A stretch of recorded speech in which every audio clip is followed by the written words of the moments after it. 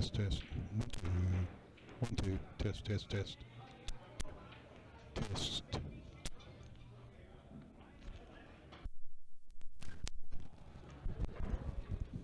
Test, test, test.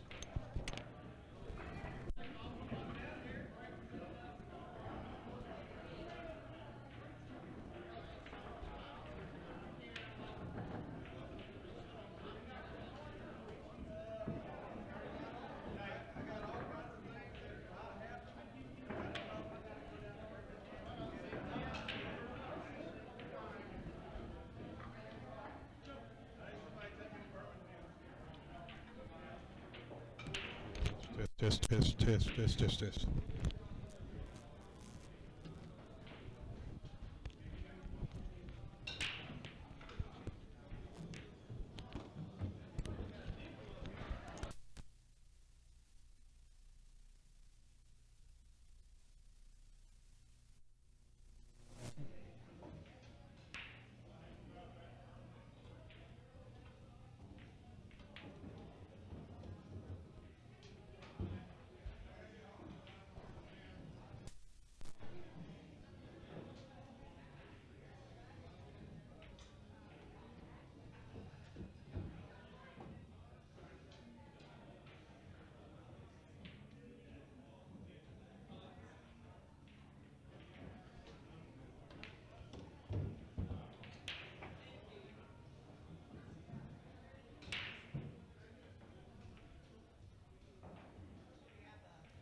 Alrighty, if you're listening in now, what I plan to do here in a little bit is show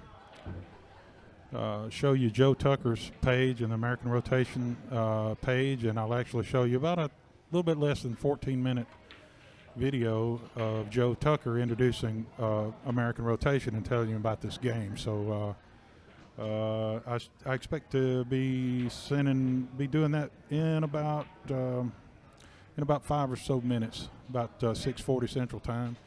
Bring up Joe Tucker's page and show you around a little bit and show you the video, and be back shortly.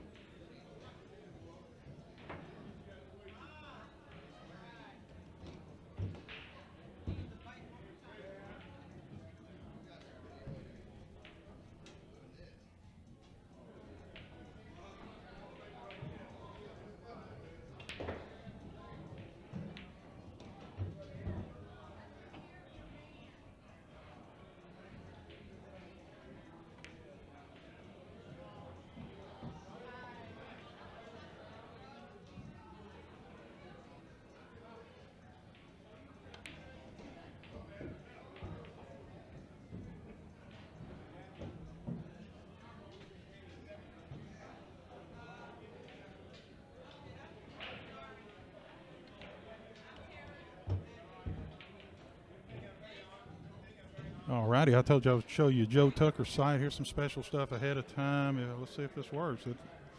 There it is. Okay, so Joe Tucker's the one that came up with this game here, this American rotation. And this is his site, so visit joetucker.com. Before I show you a video, I'd like to also show you the American rotation site. And I'd like to thank Brian McDaniel for being here, helping me out on co-commentating today.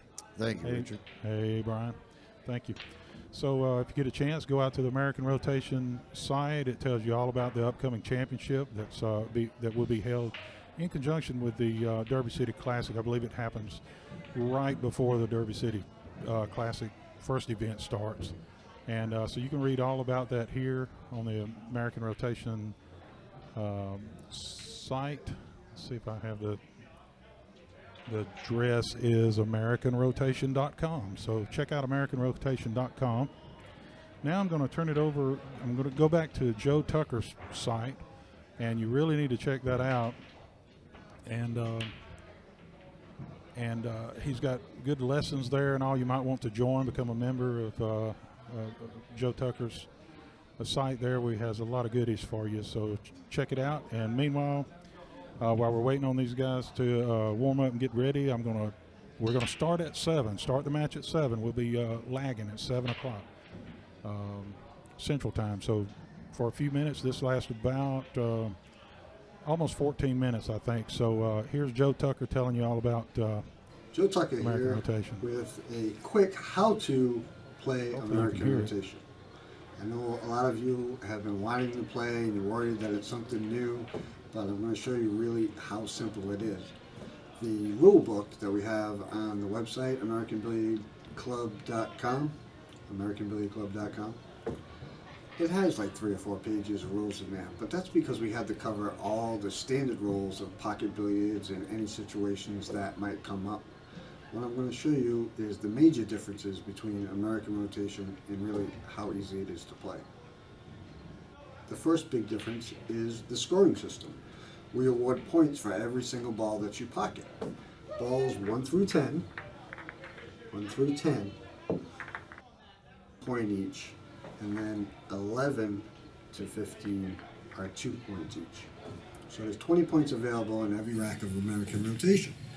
I put the emphasis there because sometimes people make mistakes, like they think 10 through 15, but that messes up the whole scoring system.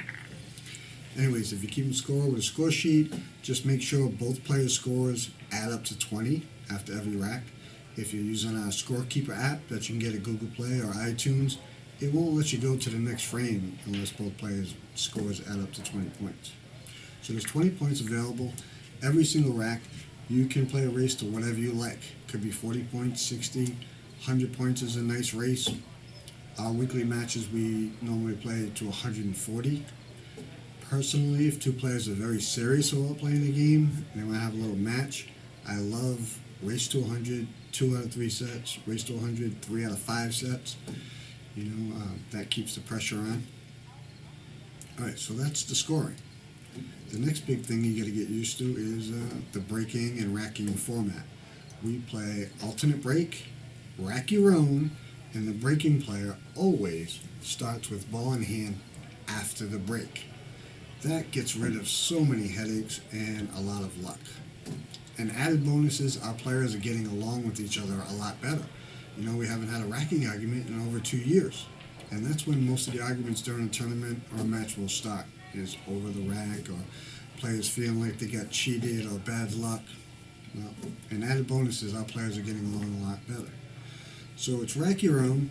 There is a little bit you need to know about how to rack them. All right, so I'll show you real quick. There's just 6 balls you have to be concerned with. Take the 15 up front. The 2 and the 3 can go either side, doesn't matter. Right behind the 15. The 1 goes in the middle, where the 8 ball normally goes. And then behind the 1, you get the 13 and 14. Doesn't matter which side. All the other balls can be put in any order. If you have a specific order, you know, you want to put the 4-5 over there and the stripes in the back, you can do whatever you like. It's your rack, rack your own, and break. Okay? The game doesn't begin until you hit the rack. So if you accidentally bump the cue ball when you're warming up, or you miss cue, or you go off the table and you don't touch the rack, the game hasn't begun. It's still going to be your break. If you scratch on the break, okay, you don't lose your turn. Like when you break, you don't have to make a ball in the break, and if you scratch, you're still going to stop with ball in hand. Now there is a penalty if you scratch on the break and you make some balls, your opponent gets credit for those balls. Okay, that's the penalty, and we feel like that penalty suits the crime. If you scratched on the break and we gave your opponent ball in hand, it just ruins the whole game. That's too big of a penalty for something that probably wasn't even your fault anyways. Most of the time when a player scratches on the break, it's just bad luck. It's usually a kick or something. It's not like they know how to avoid the scratch. Anyways, that's another good thing. It gets both players to the table. It speeds up the game too. The ball in hand after the break speeds up the game, and you're faced with an immediate challenge. Everybody, no matter, even the best players in the world, if they break and they got ball in hand, they run a rack of rotation, they feel like they've done something. Okay, a lot of times I could run 3 racks of 9-ball and not really feel like I did anything. A lot of times I break, it's just a Cosmo. And I don't want to put down the other games either. 8-ball, 9-ball, 10-ball, great games, and they have been around for a long time. We're not trying to replace them. Playing 15-ball rotation in an effort to improve everybody's level of play. That's the goal. You know, the rules are so it's a little fairer, the players get along a little better, everybody feels better when they play, but the goal is to make everybody a little bit better. Next, we play call shot, call safe. That simply means if you call a ball and you miss it, your opponent has the option to take the table, take the shot, or pass it back to you.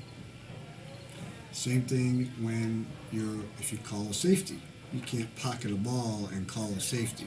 So if you accidentally pocket a ball, or on purpose you pocket a ball when you call safe, your opponent has the option to take the shot and pass it back to you. I'll give you a quick example. We'll say one ball's here, there's balls out there, and your opponent tries to play safe over here, they accidentally make it, all right? So say they hooked you on the 2-ball. You now have the choice to take this shot, and you would get credit for the 1-ball, or you put your opponent back in, you pass the shot back to them, they would get credit for the 1-ball. Same thing happens if I call the 1 in the corner, but I make it in a different pocket, or I luck another ball in. That's a miss. So my opponent has the choice to make me shoot again, or they can take it. Whoever shoots gets credit for the ball that was pocketed.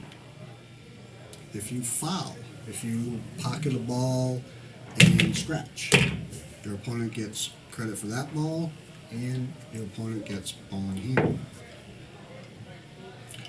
Call shot, call safe. But yeah, there's a bonus of forcing a player to go all in. Call a shot or call safe.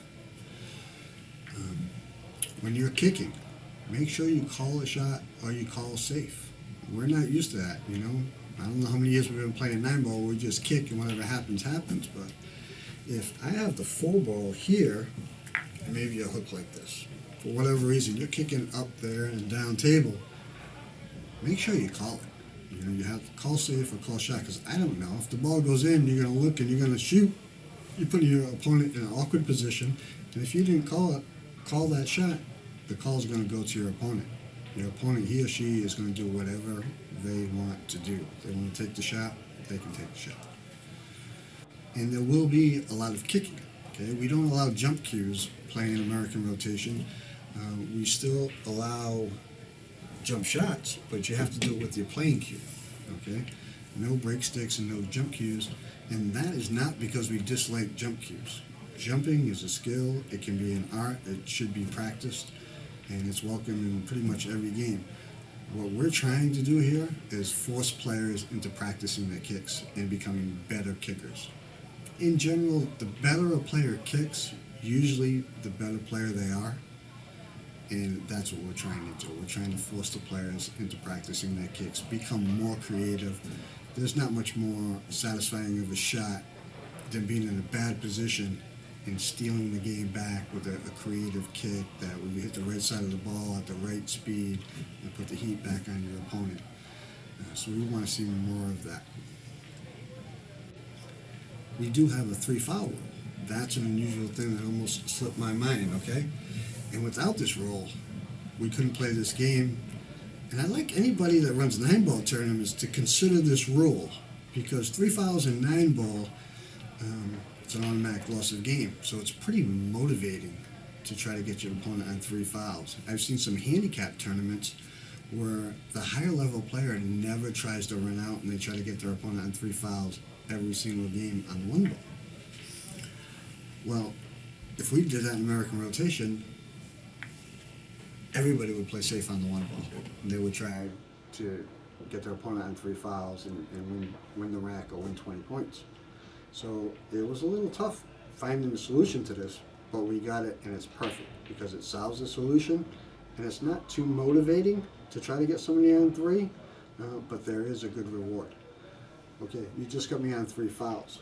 What you get now is 2 ball in hands. The first one is a totally free shot. By free, I mean anything goes within, you have to have a legal stroke, okay? A legal stroke. You can't just, can't do this. That doesn't go. That's unsportsmanlike conduct, okay? What I mean by anything goes is, let's get rid of a couple balls. Sometimes it pays to tie up balls. And maybe you got me on 3 fouls by tying that up, okay? In the 1 ball spot. Okay, so now you got me on 3 fouls, you come to the table and the balls are still tied up. Your first shot is a free shot. It means you can hit any ball on the table. It doesn't have to be the 4 ball, which is the lowest number of ball. And what that's meant to do is to break up that cluster. Okay? But you could do something like this. You could pocket the 12 and then break up the cluster with the cue ball. Or you could just went right into the cluster. Any balls that you pocket on the free shot count. If you scratch, it doesn't matter. The balls still count for you. Okay? So that's your first ball in the hand. We call it a free shot. The second ball in the hand is a traditional ball in the hand, and play resumes as normal. So there's my free shot. Now I have ball in hand, play resumes as normal. You have to hit the 4 ball. Totally solves the problem. Doesn't motivate everybody to try to get everybody on 3 fouls. Speeds up the game. And thank God we have it, because without it, we couldn't play American rotation. Quick recap. Balls 1 through 10, 1 point each. 11 through 15, 2 points each. So make sure every rack adds up to 20. If you're using the app, you won't have a problem with that. Alternating break, rack your own. Rack them right, 15, 2, 3, 1, 13, 14. Rest of them any way you like. Game doesn't begin until you strike the rack. After that, every time you break, you get ball in hand. Scratch on the break, your opponent gets points for any balls that you made. Call shot, call safe. Can't pocket a ball on a safety, that's just like a miss. Your opponent has the option. No jump cues. Make sure you call a shot when you're kicking, let your opponent know. Treat each other with respect at all times. Race to what you like. Please visit AmericanBilliardClub.com or contact me. My email is up there anytime. We're always looking for groups of 10 people. Just takes 10 people in one area, and technically you can do it on 1 table. There's 5 matches per week. Get on board with the American Billiard Club, the American Rotation Championship Series, and we just try to get players to national events and help them get their expense free. That's what we're all about. We're trying to stop the bleeding and unite 64 clubs with 10 players at each one. We have some people that run groups out of their own home. You know, they have 10 friends, have one right here in Rhode Island where they use 2 home tables and they run, and it's a beautiful thing. So that's how you play American Rotation. Please contact me with any questions that you have. If you're going to play any matches of American Rotation, please, we invite you to stream them as often as possible. Let me know when they go up. We'll try to spread the word. The more streams that we see, the easier it is for people to learn the game. You can also go to the American Billiard Club website, watch a match. That's the quickest way to learn. I know you all don't want to go through three or four pages of rules, and I don't blame you. There's not a big difference playing American rotation. Call shot, call safe, get rewarded or paid for every ball that you make, and it's a really good game, and I hope it improves yours.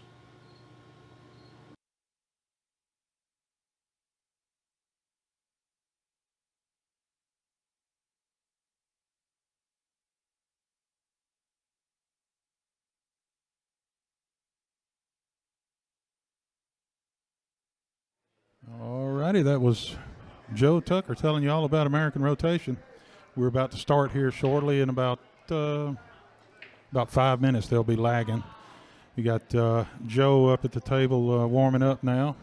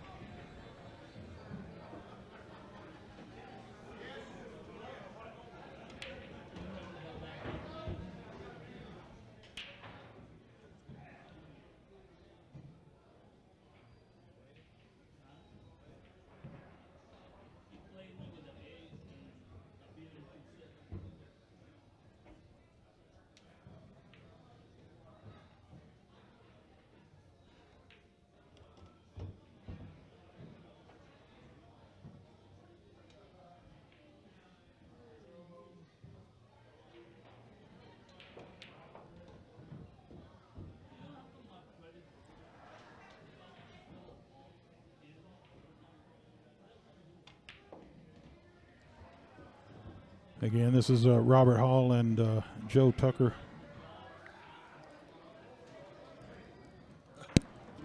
Joe Johnson. Robert Hall playing Joe Johnson in American Rotation, race to 140. And this is the American Rotation League here at Bumpers Billiards of Huntsville, Alabama, USA. This is a regular league match, but this is probably one of the tougher matches, or the toughest match maybe throughout this session. And so I wanted to broadcast it live and show you how these guys play. Now, Robert Hall is, as you can see here, he is a lefty. He plays left-handed. But throughout this American Rotation session, he wanted to get himself some wrong-handed practice. So you will see him playing wrong-handed or right-handed in this match today. So, but he is such an extremely strong player, kicks my butt all the time, and so he should still fare well against Joe. Joe's a really good player, but so Robert is really good as well with either hand. So I got you now. And they will be starting here. Should be lagging in about 2 minutes. 2 minutes. We'll have me, Richard Andrews, and sitting next to me is Brian McDaniel. Got everybody coming up talking to him because he's such a popular and friendly guy. That's exactly what it is. That's right. They're everywhere wanting to talk to me. Brian McDaniel, he's the man. So he's going to be helping me out tonight, giving his insight and all that good stuff, having a party with me, and we'll be starting here very shortly. What a beautiful photograph of Richard that was. Beautiful. Yeah. That was at the Ultimate 10-Ball Championship in Tunica. For those of you who don't know Richard, by the way, he is the etiquette king. He is the greatest person to play with. It's important that you follow the rules and you do the best you can. If you don't mind shooting with anal people, I'm a very good.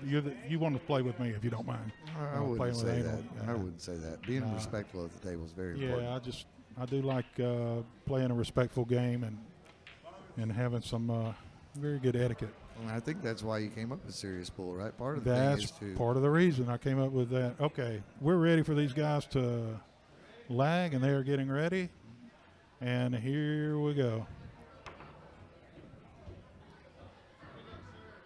Robert Hall versus Joe Johnson.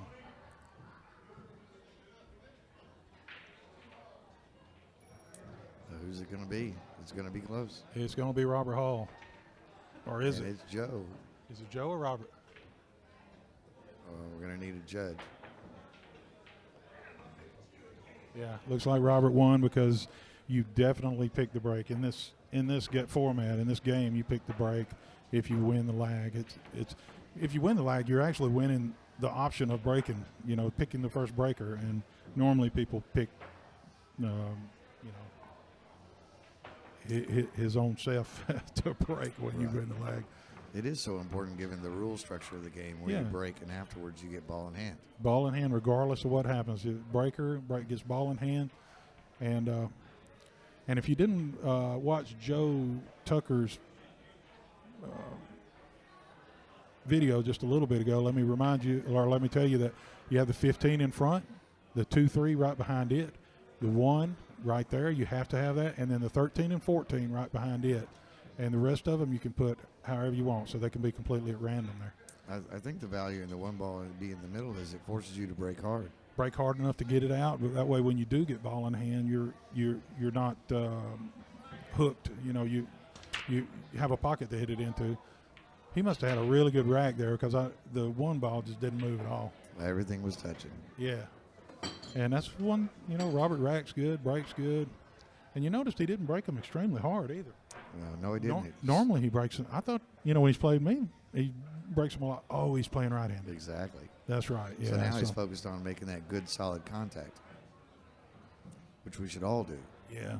So as a reminder, Robert is a left-handed player, and he is playing this league right-handed, but he still plays well. I don't think he's lost a match yet. He has not. Like 10 matches or 12 or something, right? I believe they're both 10-0 at this point. So this match will decide the first person to have a loss.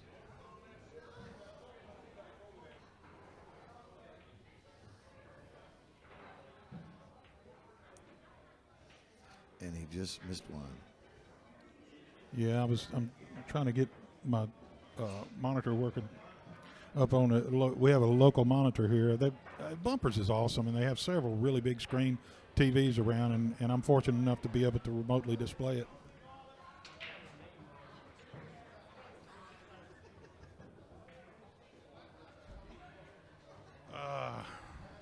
They just well, pointed out maybe that's why I said Joe Tucker earlier. He's not playing against Joe Tucker.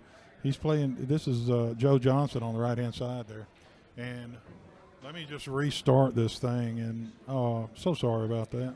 So while Richard works on the technical details here, what you're seeing is in this game, if you call a shot and you miss the shot and you get a lucky leave, the incoming player has the option to just make you shoot again. And that's happening here. Rob missed the 2-ball, but it's hard to see now, so Joe just told him shoot again. Yeah, every time you shoot, you have to call either a safety or what ball in what pocket, right? So it's a really tough game. Exactly. That's what makes it so difficult. Yeah. Look, and so Rob called safe on that shot and made a good save. So Robert made the 1 earlier, right? Exactly. And is that the only one that's been down so far? Yes. Okay.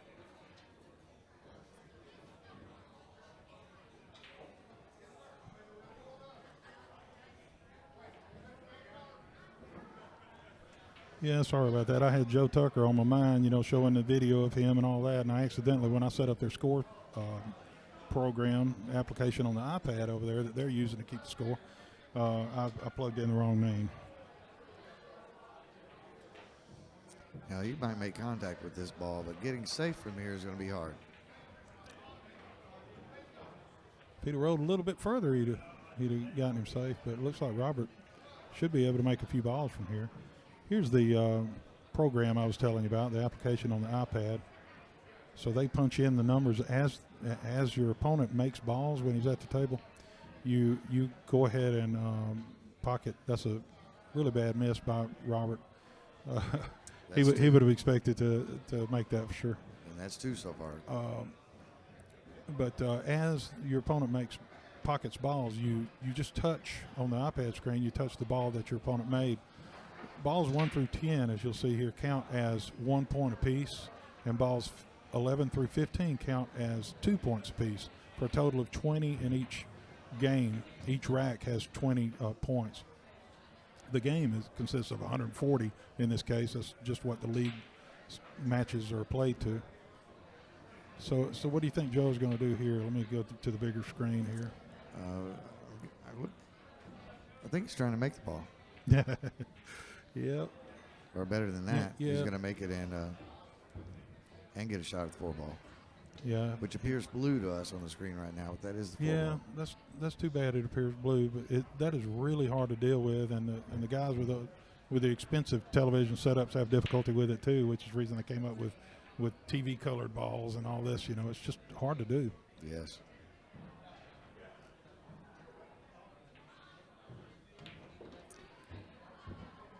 That was a good shot if the cue ball would get off the rail just a little bit for him. And for Joe out there, I believe the American Rotation app is available at the App Store and on iTunes. Yeah, and Android. There's a couple of different ones. I actually I think I use Joe's when I'm using the non-iPad, but on the iPad I use somebody's. It's not Joe's, and that's the one you're seeing now. Yeah, I believe that guy. He built that for Joe. Okay, but they're two completely different types of apps. They're both made specifically for American Rotation, though. The other tricky part of this game you'll see now is they're getting on the 8-ball, which is still worth 1 point. But once you get to the 11-ball, they start going 2 points apiece. Yeah, I know. You can the first person can make 1 through 10, and then you catch up on those last 5. So it's really important to maintain the control all the way to the end of the game. Exactly. And as the table opens up and gets easier, the higher value balls are available. Yeah. So this is going to be a tester for his right arm here to see if he can make this. I suppose he's going to try to draw this back some, but he could just go forward and take the tougher shot on the 9-ball. Yeah. Oh. He certainly had enough time. He warmed up well, so I've not really watched him play much right-handed, but I believe he makes balls a little bit better than this right-handed, or he would not have won those 12 straight games. Exactly. He has played some tough players. Yeah. I think he's still warming up for the night. He's going to get a whole lot better. That was very risky the way he shot that shot. He because if he'd come on the back side of that 10, he'd been still looking at the back side of that 10. This is going to take some action. Yeah, that was good. Good shot there, because now he can just pocket this ball, I think, and sort of get natural shape. And the yellow-looking ball there, that's actually a 13. Yeah, I'll work on this a little bit. If you want to keep talking, I'm going to be focusing on the other screen where I can try to get the colors right. Will do. Sort of offline. And so the 12 is up there for him. And he's getting in danger. Oh, he hit that good. Of course, the 13's down at the bottom of the table, so he's going to stroke this one pretty good.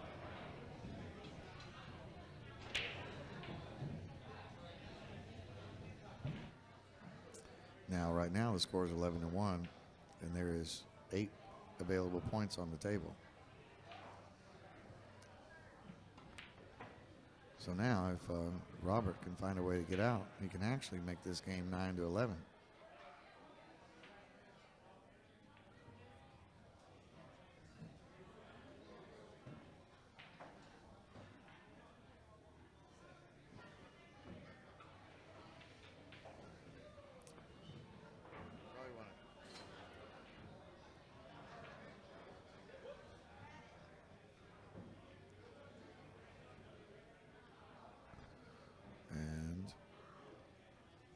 He hit that safe pretty well. At least Joe doesn't have an easy pocket.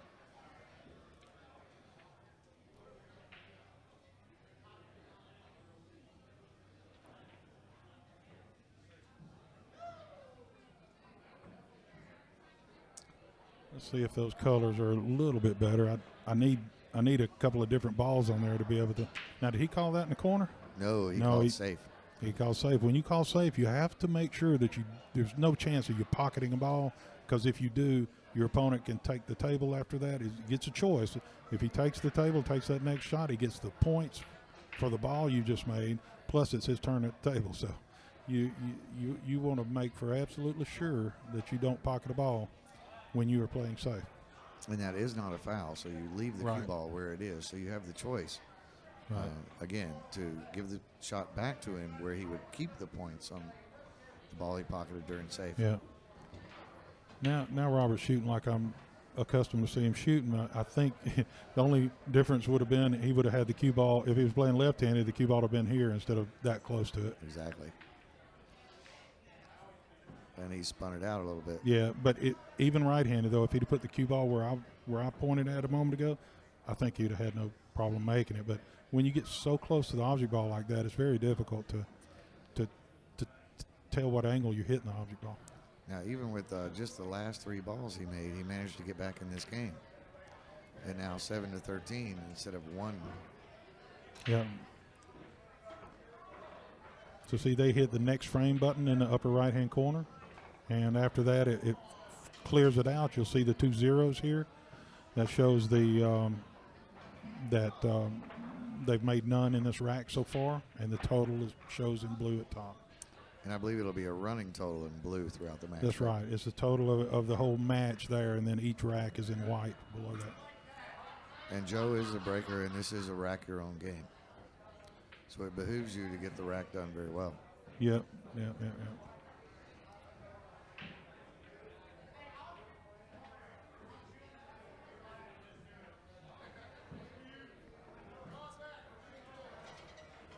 I think the ball color looks pretty good now. Can we tell that the 4 still looks kind of blue, so I'll work on that a little bit more on the other screen. And that is the 3 ball right behind the head rack.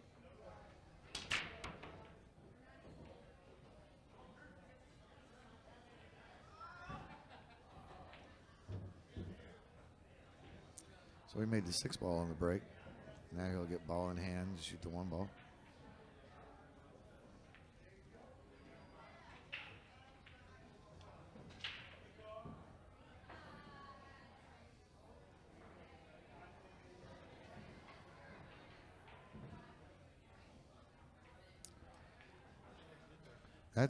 That color actually looks a whole lot better. I can identify the balls. Right, 3 ball, 14 ball, 14 balls next to the 2. It's orange. The 5 ball looks orange. 13 and 3 look a little burgundy, but it does help every other ball look better. Yeah, it's just the 4 ball. I was trying to make it look a little better, but if you just see it's dark, when the 2 and the 4 is on there, you can see the 4 is darker. It's the one down here by the 15. But once the 2 is gone, it still might you might wonder if that's the 2 down there. But it's just hard to get that any better. Maybe let me. I'll throw my camcorder view out at you. It does a little bit better job on colors, I think. So let's try that. Oh, he tried to get some nice action there, right-handed, and hit himself. Yeah, you can tell that 4 ball is purple now. That's with the camcorder. The other view that we were showing people was from a webcam that we have mounted up on the lights. Brian and King and Robert Hall, who own this Bumpers Billiards, were good enough to buy these 2 racks of lights, 6 each, these big par lights, and they're shining down on the table to give us a good light up our streaming area. That was almost an excellent kick. Did he call that in the side? I believe he called the ball on the side, and then he jumped up and he shot, which it was a good shot. Yeah, talking Rob into getting lights, that was actually pretty easy when we did that.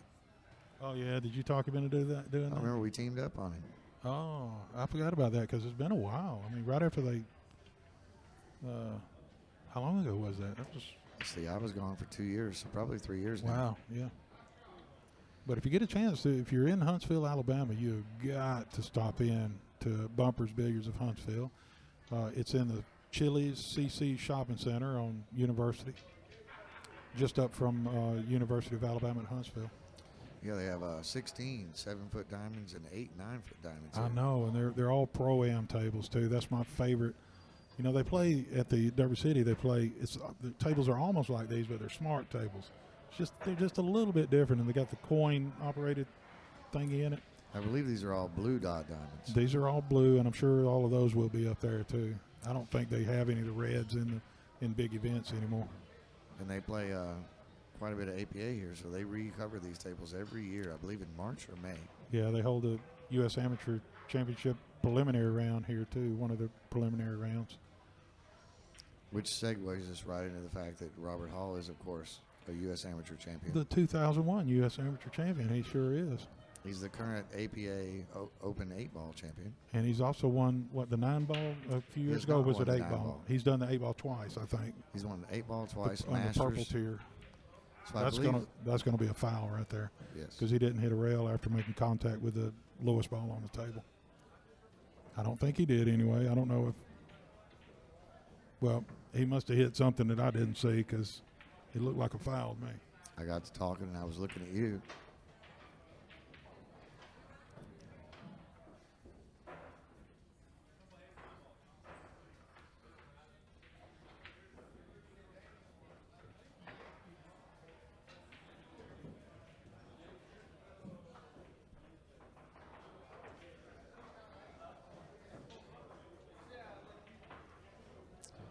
Robert just made some kind of indication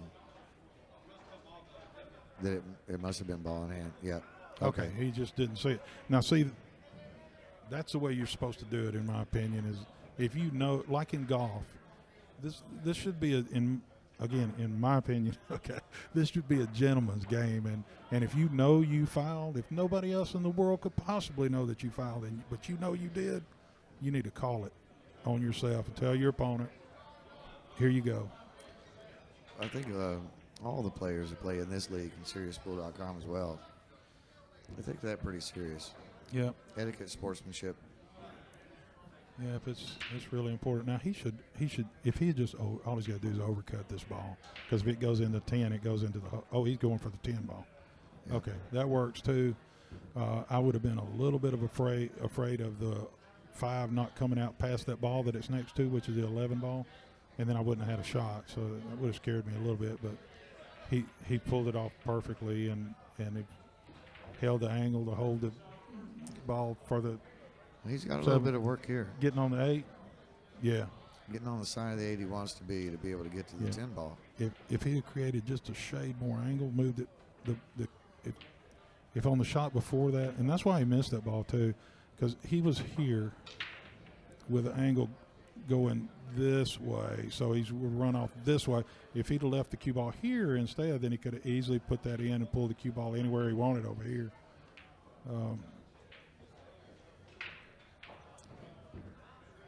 And you have to think about that before you. And he may have thought about it and just not put the cue ball where he wanted to, but you have to think about what angle do I need to have?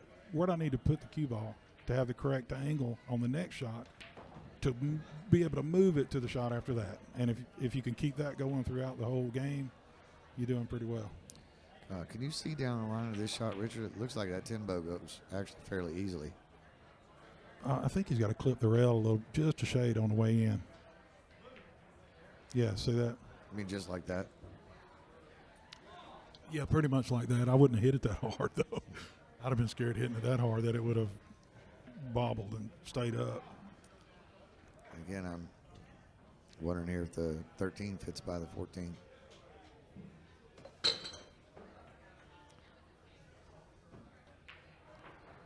And these are the high-value 2-point balls here, so this could be a big swing. Yeah, it really could.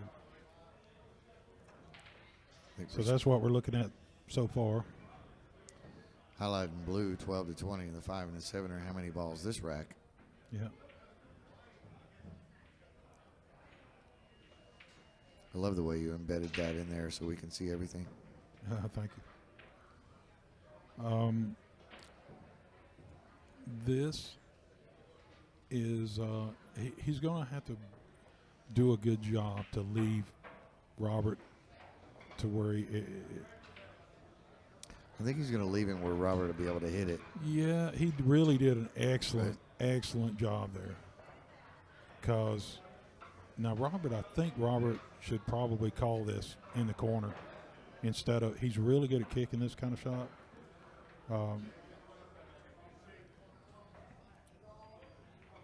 Yeah, it was a good hit. I don't know if he calls safe. If he calls safe, he's about to shoot again probably. But he may kick this ball in. This is pretty easy. Now on this shot, I'd try to hit the rail first That second rail about right up in here. Instead of kicking right into it, he kicked right into it. I think you got a better chance of making it or getting semi-safe if you don't make it. Definitely, the margin of error is a little bigger. Yeah, I think so. I'm surprised he didn't come into it that way because if he'd have pocketed the ball, then that would have sent the cue ball more out this way. Need to have the 13, and it just played Now a Joe's lot shooting better at that this way. ball. Oh, I thought he No, was. playing safe, and He did he eyed get there? He did not. Does Robert have? Can he make it in there? Let's look at this other view, real camcorder view.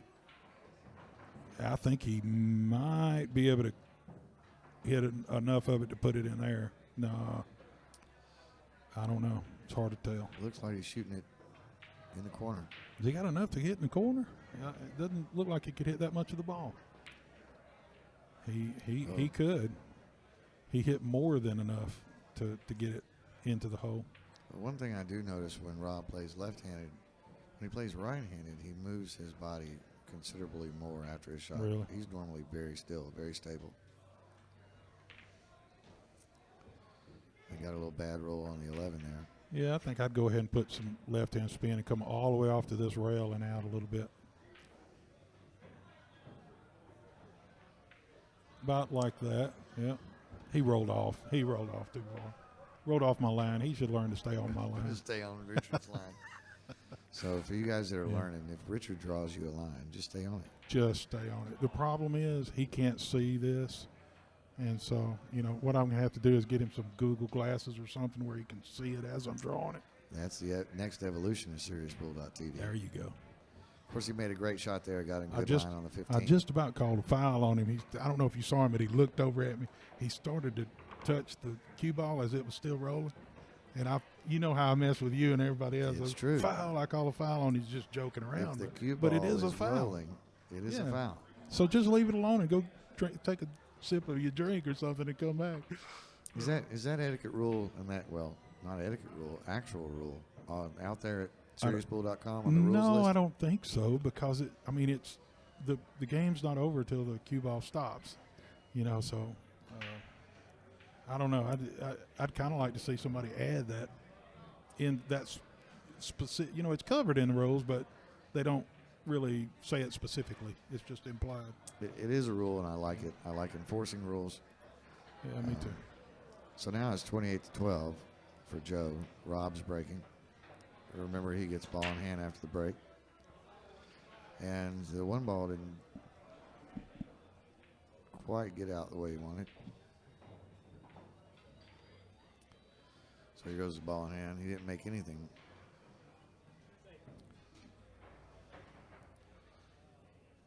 So it looks like Rob's going to play safe here. This game also has a 3-foul rule.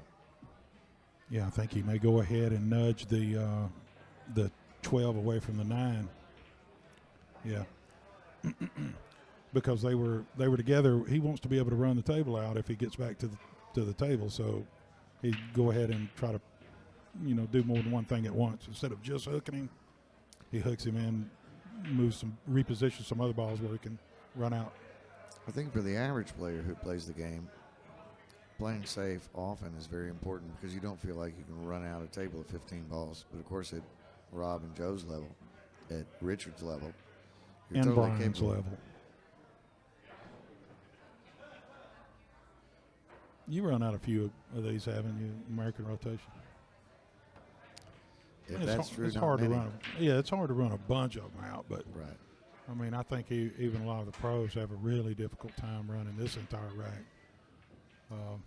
So he did foul. That's first foul. Yeah, and so I'm supposing Robert will pocket this one into the. Let me give you a different view here and draw what I'm talking about. I'm thinking Robert pockets this ball there, leaves the cue ball here, then he could pocket the 2 in this corner. But the question is, how risky is it trying to come out after that and getting out here somewhere where you can make that 3 next? Let's see what he does here.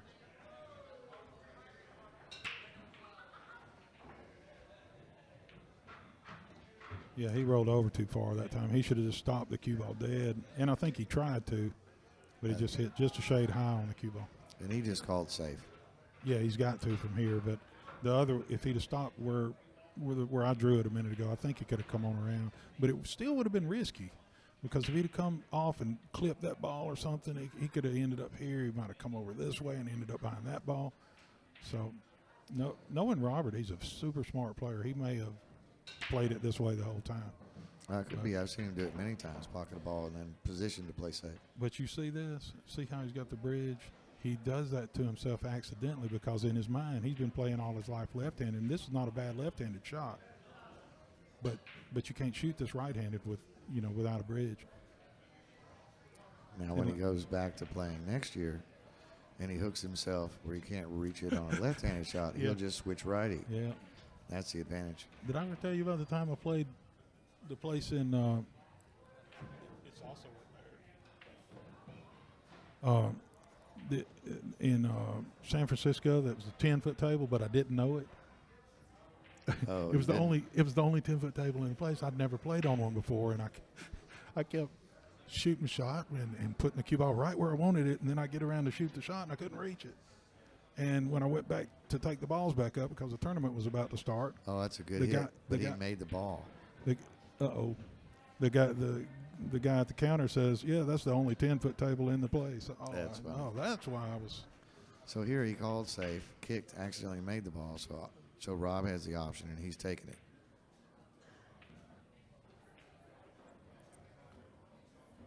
And that's good speed. Look at his position now on the 4. Yeah. Now he can roll this. He can roll this softly, but he's got to make sure he doesn't go too far and hook himself behind that 9 ball. Like that. Behind that 9 ball, yeah. So a lot of times, you say I ran into the 9 ball. He does that on purpose. That way, if you run into it, you're not going to hook yourself behind it. I think he needed to hold it right in that area, so he just used it sort of as a backboard. Rob knows the stun lines, which he didn't use there, but the natural English lines very, very well. So Yeah. he hits balls on purpose a lot. And we're going to see how well he can draw the cue ball back just a little bit here for this 8 ball. I'm thinking he's going to have to go all the way with the cue ball. He's going to have to go all the way up to the end rail and back up like this. Yep. He's hitting a hair above center. Mm-hmm. I don't think he did any right or left English on the. Okay, he's all right. Now that is the 10 ball. Yeah, this is good, because he'll just bump. He's going to run into this ball and just bump it over here, and he'll have the 10 ball easy next into this corner.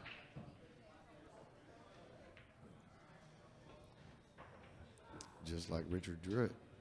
Well, see, he knows better than to not follow my lines. Right. You Now, notice see, Rob has. he did it to himself again here. Yeah. Hit left-handed, this will be easy. And I think as this match goes on, he will start remembering, oh, that's right, I'm playing right-handed. I gotta leave myself the correct shots. But this is fine for a left-hander. You just lean over the table. But shooting it. Let me go to this other view. But shooting it, if you try to shoot it right-handed, this area right here blocks you out. Your body gets blocked out there.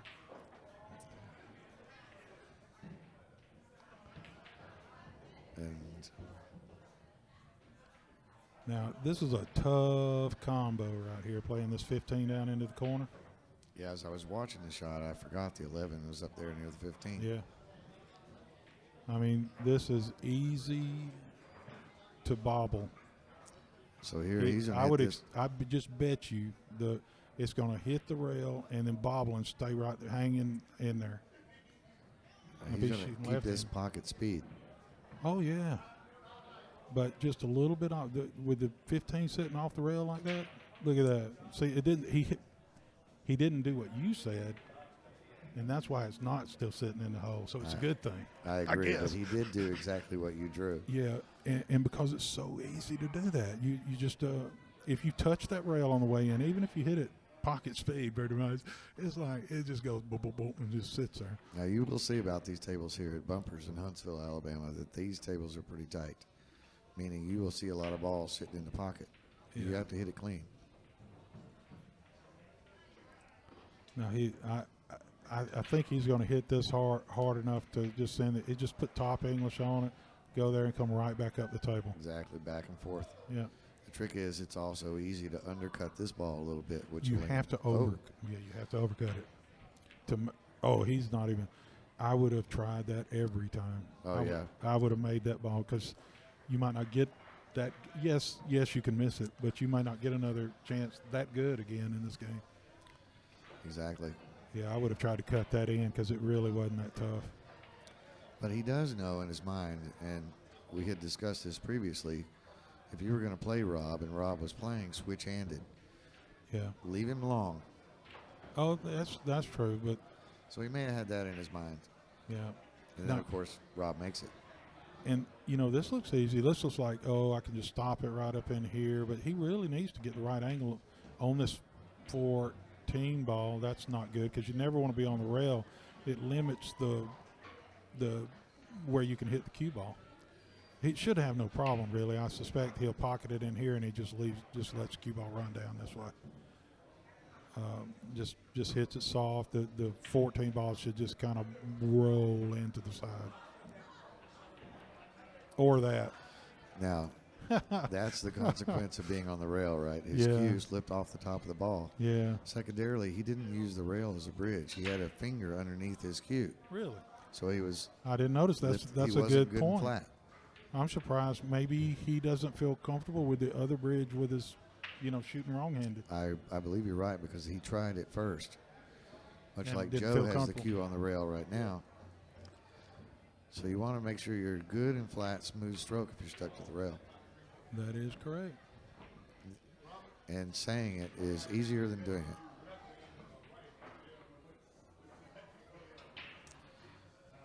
So now And we got- again, this is. I'm sorry. This is Robert Hall and Joe Johnson playing here. Joe is racking the balls right now, and he's about to break, and he'll be hoping to run out. now that's a nice photo of Rob's sunglasses right there. He can't play without them. You I've take heard those on off. several It's like streams. who's that you, cut his hair off? Samson. Samson. That's right. That's the way he is with these glasses. You take those off, he can't make a ball. So the dual reference is if you remove his Samson, it becomes his Achilles heel. But I've heard on several streams people comment about, he left his glasses on his head. That may aggravate him or keep him unstable, when in fact, I don't think he can play without them. Yeah. I think he owns 15 pair of them, and they're in a sock drawer.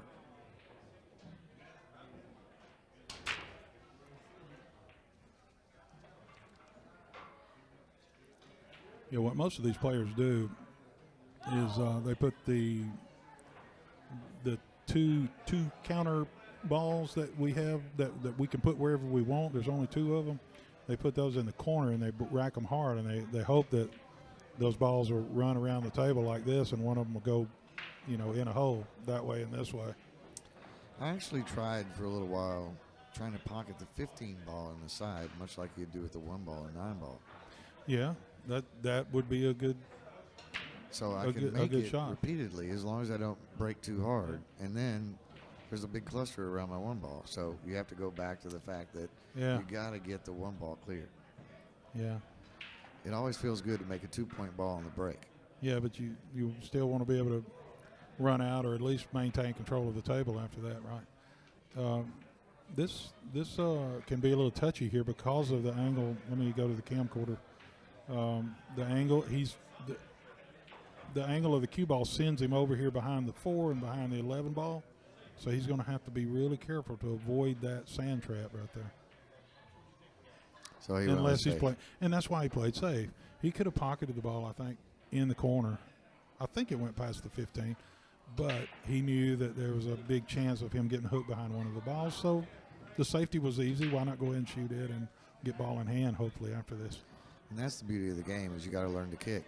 In addition to that, you're not allowed to use the jump cue. Yeah, no jump. You can jump all day long if you want to, but no jump. You can't switch sticks to do it. So it's back to the fundamentals of pocket billiards. How many rails can you hit and kick the ball? And it's How a many- skill that's What rails was he going to do what's going on here? he played him safe. Oh, You know, I had the wrong player up. I thought that was Robert that shot that shot. No, Okay. yeah, that was Joe. Okay. That was a good shot by Joe. And So Rob's on one foul. that now. ball was hard to hit, too, by the way. There was a ball in the way of the natural 1 and 2 rails to get to the ball. So I'm not surprised that Robert missed it. Now the fine ball's a bit sketchy. It does go in the footstring corner.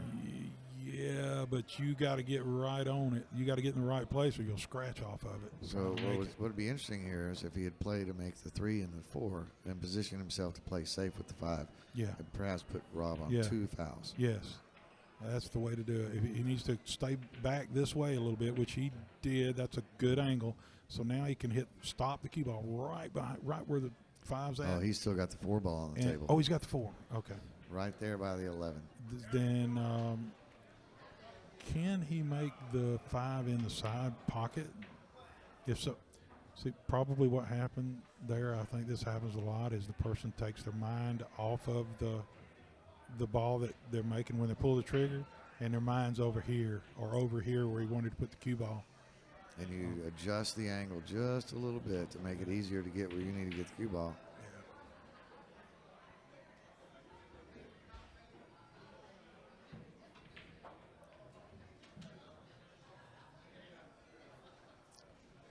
This is an easy kick, but one thing he's got to be careful of is to not hit it there and then scratch in this corner. Yeah, additionally, let's say he calls safe and kicks at the ball.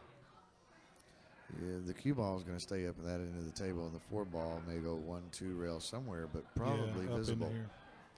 So he won't get a great safe out of Oh, this. he's coming the other direction. Okay.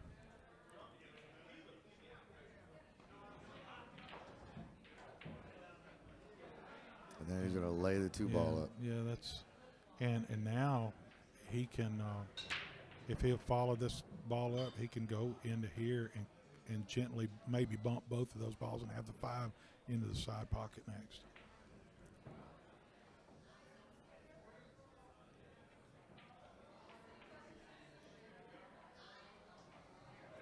Well, you got to make that ball. I suspect Joe's going to go ahead and take the point for the 5 ball and then kick into this ball and make it, call it in the corner. If he chooses to give the shot back to Rob, of course, Rob will get the point for the 5. That's right. Whoever shoots this next shot gets the points. And there's some value here because the 6 ball is right by the pocket. So if you do make the 4, you'll get a shot on the 6. Yeah, I think you see where his stick is there. I think he's probably going to hit more like right in here. But it's still it'll bounce off and clip that ball. But we'll see here. He's going to go straight to it. Yeah, see that? Yeah, he needed to put just a shade of left English on the ball to bring it. It was heading here, and just a shade of left English would have made it go more this direction.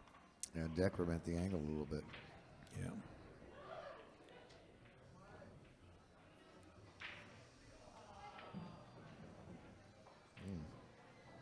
Is he hitting this to play position? Yeah, he's just coming out like this. So now he can just hit this ball and come back over here. Yeah, and the 7 ball is froze to the rail down in the center. It's weird. It looks like he's putting right English on the ball, and I wouldn't want to do that. He didn't. He put left. It looked like he was aiming at the right side of the ball. I wouldn't have put left on it because I'd just put center, like more toward the center. That way you could hit this ball and then come out this way easy. It's a little bit tougher for him to do that from where he's at. He did it, but you see how hard he had to hit it to get it there? Yeah, he hit it good. The other thing you'll notice when Rob plays is he doesn't use parallel aiming. Most of the time he aims at the center of the ball and then uses backhand English. Well, that's the way I applies his played. English. Yeah, that's the way I played for almost 40 years now. And what's weird is I figured it out on my own, and I tried to explain it to the guys at the pool hall, and they said, I don't know what in the heck you're talking about. It gets rid of the squirt.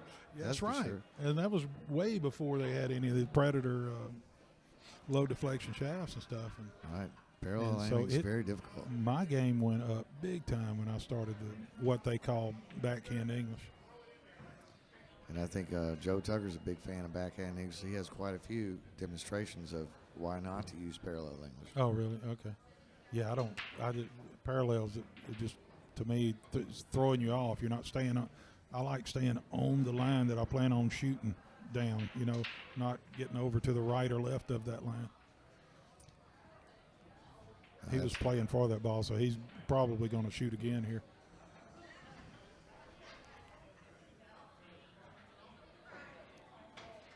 Let's look at it from the other angle to see if Robert can. Well, it may be really hard wrong, Andy, but looks like he might could curve that ball if he digs down onto the left side of the. That's what he's looking at now.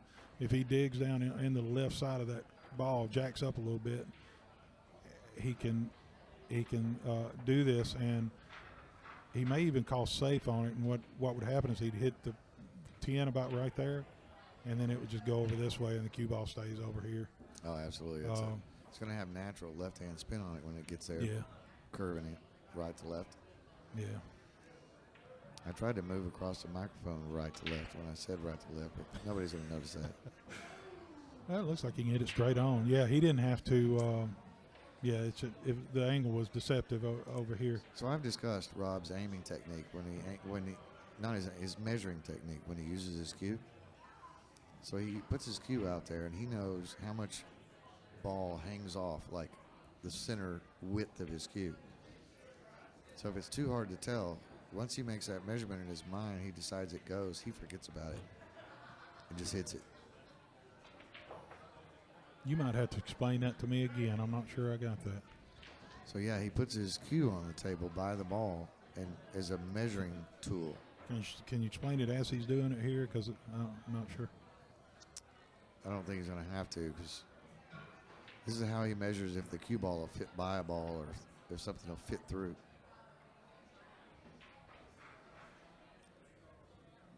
Oh, okay, I got you. Yeah, I'm trying to figure out how to describe that on radio without visual aid.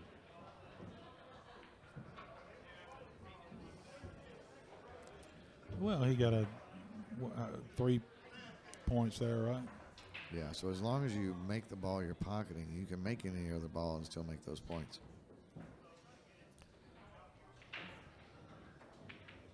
Now he's going to have to cut the 12 ball just then. And this is Robert Hall up to bat right now. My son told me the other day we need to say their names a little bit more because sometimes it's difficult to tell who's at the table. Oh, that's a good point. Because I don't really have a view that's way out, you know. Because So, I yeah, want to get a close up on the table where we can see the balls a little bit better. And this is going to be a little tough, but he's just going to cut it over.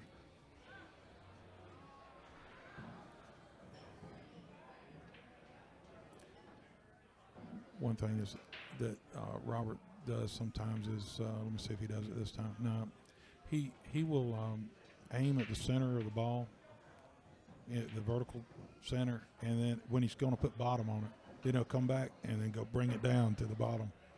One time, I don't do that, and I don't teach that, but one time I asked him why he does that. He said something like, "It works pretty good, doesn't it?" Or something, you know. Exactly. It's effective. Well, it keeps a little bit of elevation Yeah. on the cue, so he gets a good action follow. Yeah, I just like on my final time when I take my final address of the cue ball, I like to put the tip right where I plan on hitting it. Then I come back and I go to that point on the cue ball.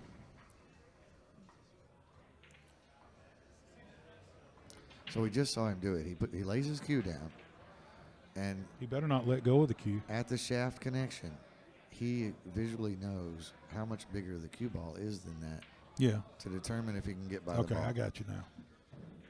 Now, once he makes that determination, a lot of us, if we're trying to skim by a ball and it's going to be close, we worry about it. But once he makes the measurement, he clears his mind Yeah. and just does it. If it doesn't go, well, it just doesn't. But you got to clear the mind. Okay, he played safe just then. He was a little worried that 13 would come out off that rail and get too close to the hole.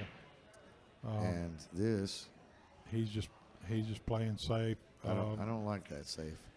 I'm not too fond of it. I would have preferred to hit it a bit harder than that and let it come on up here and get the distance, and because Robert can cut this in. Or he may play safe and just bring the cue ball off and leave it right in here. I don't know. I wish I could hear what they're calling. No, he went for it. It was very missable, but. So now he got what we would call a lucky leave. Yeah, But in American rotation, it's not quite so lucky because now he's shooting again. He's shooting it because he messed up. And in American rotation, if you mess up pretty much, your opponent gets to say, shoot again. there's a penalty. Yep. And you can't take the luck out of anything, but it takes a lot of that luck out of the game. Yeah, this game here has the. And he hit it perfectly flush, and he's going to be safe. If he calls safety, that is so I'm sure excellent he did. right there. Yeah, he did. Yeah. So he's got a big smile on his face. You can't see him. We got another camera view, Richard? Yeah, we he did don't. call the ball. He's got a big smile on his face. Maybe that was a smile. I'm unlucky. Smile. Right. Yeah, it's a different kind of smile. Yeah, it could be. But yeah, I thought he called that, but called the safety, that is, but obviously not. Now that shot he's really good at too, left-handed. Obviously now he's good at it right-handed.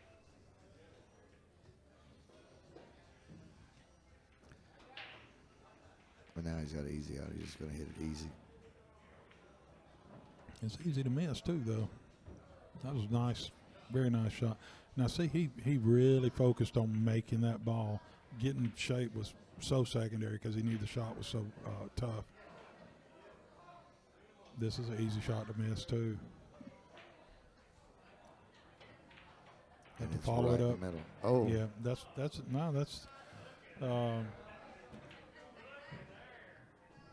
Robert got a little animated there, a little fist pump. Yeah, a few years ago I was missing that shot. You know, anytime I'd have the object ball here, like this, and then the cue ball over like this, just any type of angle like that, trying to make it there, I was missing the shot, missing it at the pool hall. I went home, went to my garage where my pool table was at the time, and I spent 4 hours practicing that one shot until I had it down, and then I came on inside. Yeah, so it's a tough shot when you have that backward angle like that. Of course, left-handed, he makes that shot 99.9%. Oh, yeah. So I do get some level of satisfaction out of seeing Robert Hall miss a ball. Yeah. Me too. I'm loving this. Because he's just beat me so many times, it's ridiculous. It's right. Now he's laying balls up. Left-handed, he's the most solid player, the most solid non-pro player I've ever played. Now, I've played Shane Van Boning. I've played a bunch of Karen Core and a bunch of other really good players. And they may, be more solid than him, but they do it for a living. He's an engineer and does, and owns a pool hall. So yeah, he has an 8-hour day job.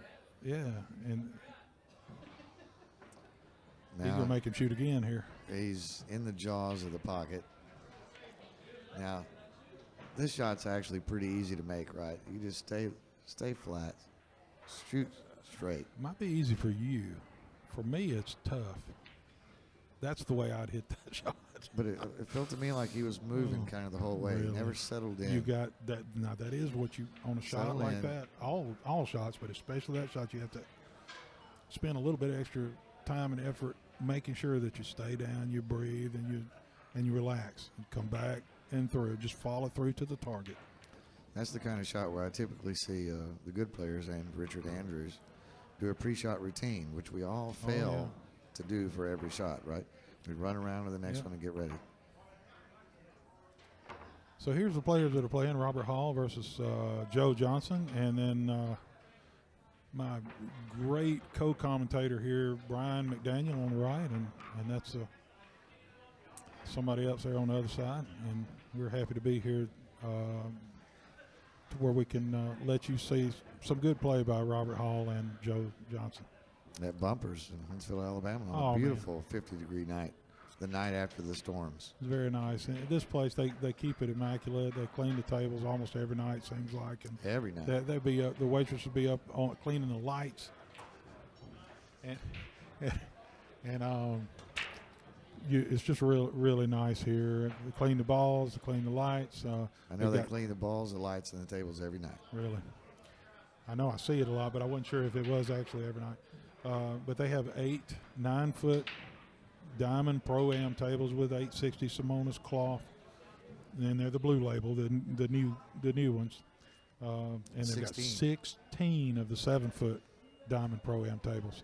So come check it out if you get a chance. If you're in anywhere near Huntsville, Alabama, come on in to Bumpers Billiards of Huntsville. And you know the best thing? I know what you're thinking. $6 bracelet for all day. You can come in here and at 3 o'clock in the afternoon and play till 2 a.m.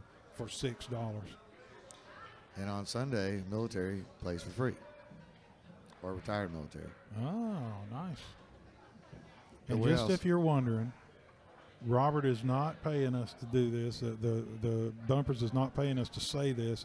That's just, I love this place. It's a really great place to play. So, anyway, okay. Want to get back to the game, or almost? Okay. Richard knows his pool halls. Richard has more vacation than any person I've ever met. Oh no! If you see him posting on social media, he's been in pool halls all over the country. And all over the world, actually. I mean, because I did a lot of business travel, and where most people would go see the sites. You know, well, I'd try to see those too, but I would go to as many nice pool halls as I could, and snooker rooms and billiard, pocket billiards and all that. Those are sites. Now look, we've gotten chatting at each other, and Robert Hall has taken the lead, 42-38. All right. Sounds good. Now we are racing to 140. I think. We're say going that on the score sheet. Yeah, it does here though. See, American rotation, the 140. Right. But on the score sheet itself, I don't think you can see that. Let's look at the. Yeah, up there top left, match to 140. Now on the right side, you can see green, the running match time, and white is time since they clicked next frame. Yep. In between racks. Right. So there's going to be a foul. Yeah, he tried to hit that one ball, the lowest ball on the table. You always have to make contact with the lowest ball on the table first, and then either make a ball or drive some ball, either the object ball or an object ball or a cue ball to the rail. And since he did not accomplish that, his opponent gets ball in hand anywhere on the table, gets to take the cue ball and place it anywhere on the table, and now he's got to hit the lowest ball on the table first. You don't necessarily have to make that ball. You just have to say which ball in which pocket. Right. If he wanted to make that 12 in the corner up there, he could do that now. Exactly. We're all doing call shot or call safe. Yeah. So that's Rob shooting. He's shooting the one ball and coming up in to an angle that I think he's going to draw it back and try to shoot it in the bottom corner there. Yeah, I don't know that's. Maybe just take the 2-point combo. Yeah, I don't know that he's going to have a good next shot.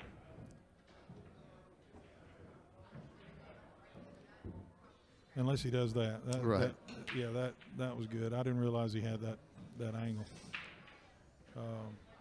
But he did. I'm guess he set up for that angle because that gave him because this pocket was open. Where I think he was blocked from that hole. Now the 4 ball is to his left. Yeah, it's right here.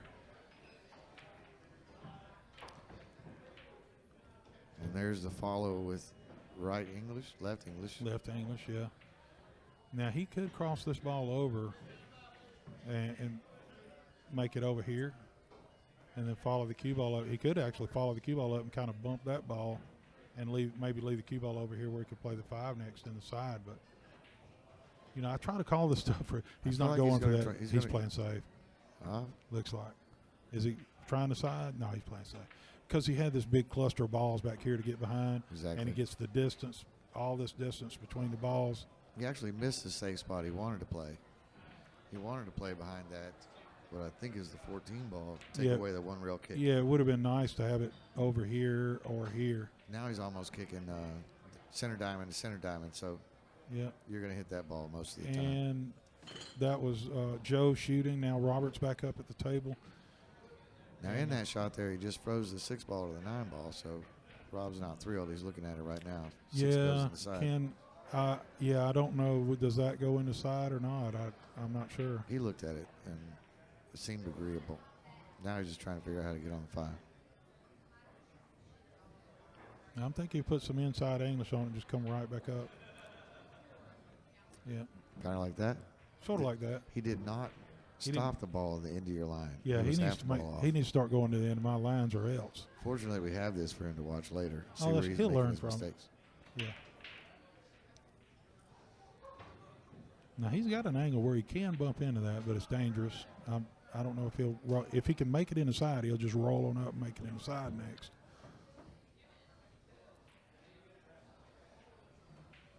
I think he'll still make it inside. If he can make it inside, if it is makeable, then he'll do that, and he just lets the cue ball come over this way.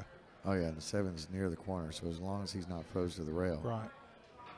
In the video, it looks a little farther than it does to me sitting down here looking at it. So.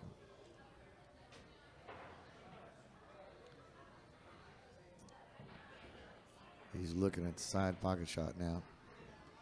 One of these days, I'm going to have a setup where I can have a camera here and a camera out this way and a camera over here, you know, where we can look down these different angles whenever we need to tell what the angles are. It just takes a while to set all those extra cameras up. Now, Richard does buy all this equipment himself, so we're looking at some nice stuff here sitting on the table. Yeah, I enjoy doing this. I love promoting pool, but it does cost a lot of money to put all this stuff together, you know. And so I'm glad you brought that up because I just I've never asked for money in the past, and I'm really I don't want to say I'm asking, but I want to let folks know that there is a place now on YouTube. You can see it on your screen there. Probably if you're not in full screen mode, on the right-hand side, there's a place where you can donate some money. If you like what you're seeing and all, and you want to help me out with this, whatever, if it's $1, if it's $10 or whatever, it would be appreciated. But it's not necessary. You know, if you don't have it or don't feel like you want to do it, that's fine too. But I'm just glad you're here watching. Yeah, so we encourage you to do that. Richard really loves the game. If you know Richard or if you've seen him out or if you ever run into him when he's out, I guarantee you if you walk up to him and start talking about pool, he'll talk to you. And if you don't talk about pool, I might still talk to you. Right. Just make sure you put the chalk upside down on the rail. No, don't put your chalk. Mistake. Yeah. Don't. If you're going to put the chalk on the table, please put it to where the chalk doesn't get all over the rail when you do it. Thank you. So if we do this slow enough, we'll be able to hit all the etiquette points. Yeah.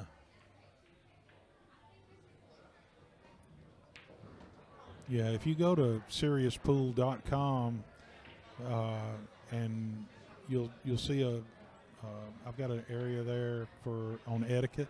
So if you pull that up, I've got a little document on how I feel like you ought to treat your opponent, you know, when you're playing pool. So if you get a chance, look over that. And if you want to play seriouspool.com too, I mean, I know this is American Rotation. This is American Rotation the 140, but the league that I developed a few years ago is seriouspool.com. And one of the games we play in that league is American Rotation. We play to 60 though, because I tried to design. We play one pocket to 2, straight pool to 60, and then American Rotation to 60 because I wanted to design it to where it lasts around 3 hours. So you can come one night a week, have a serious match with another serious player for around 3 hours. And not the same night every week. Any week you want. No, any week you want. Yeah, the American Rotation League is set up that same way, where you have a group of players that play round robin, and you just get with your opponent. You know who you're supposed to play the next week, and you get with the opponent via text or email or phone, and you say, hey, what's a good night for you? That was a good kick. He needs to hit it a little harder than that, though. No, that turned out good because there's not much that Robert can do with it.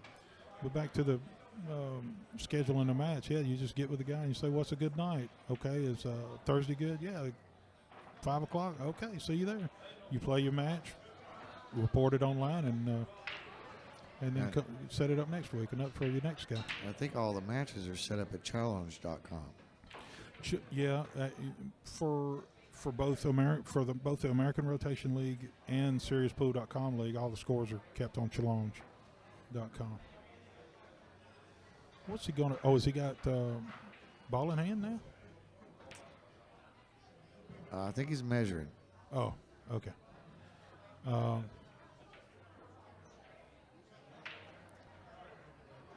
He's talking to Rob right now.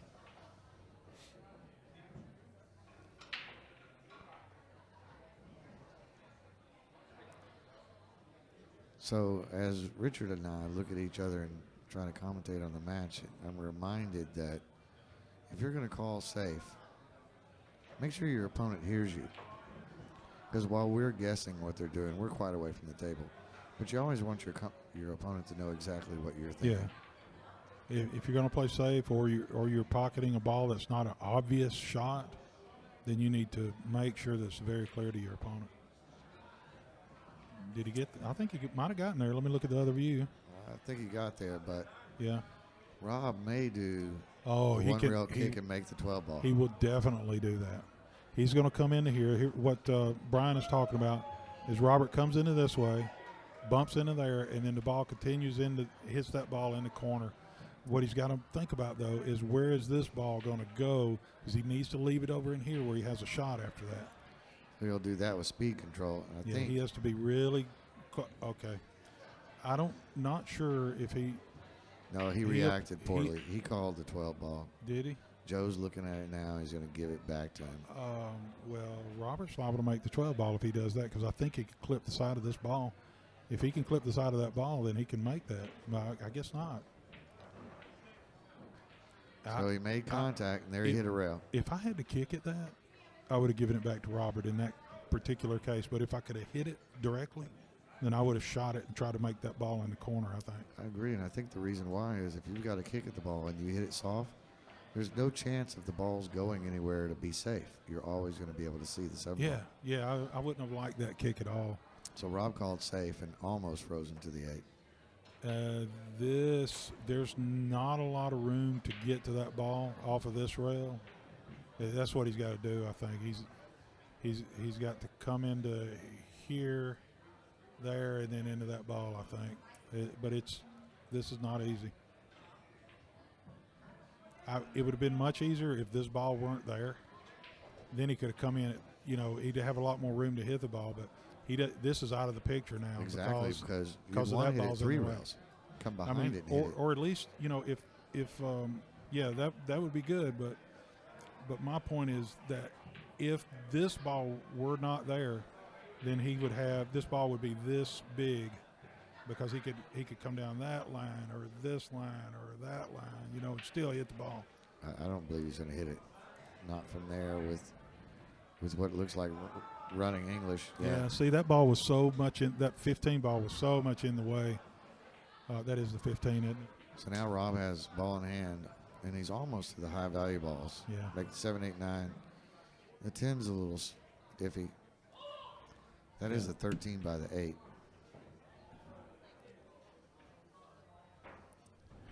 So make the 7, roll it up just a little bit for the 8. But then I think he may have to play the combo 9 into the 12 after that. I'm guessing he's actually going to play the 9 ball. Oh, now you're right for sure. Now he's playing the combo.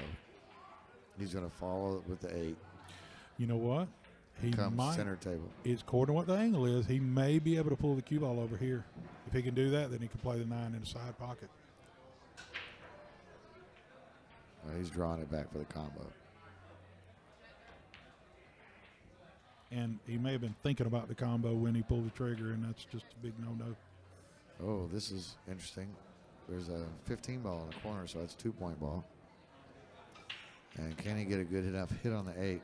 Yeah, he'll 1 rail hit it. Yeah, if he can't hit it really thinly, if he can hit it real thin, then he can make that ball. But if he can't hit it thin, then he needs to bank. I don't think he can get in here enough to kick it. But if not, then he kicks it this way and it goes up there for safety. Could you happen to see if he calls safe? That's what I'd have shot from there. Look at that. Yeah, and it's great shot. And that is the 11 ball in the corner. I think I called 15 a while ago.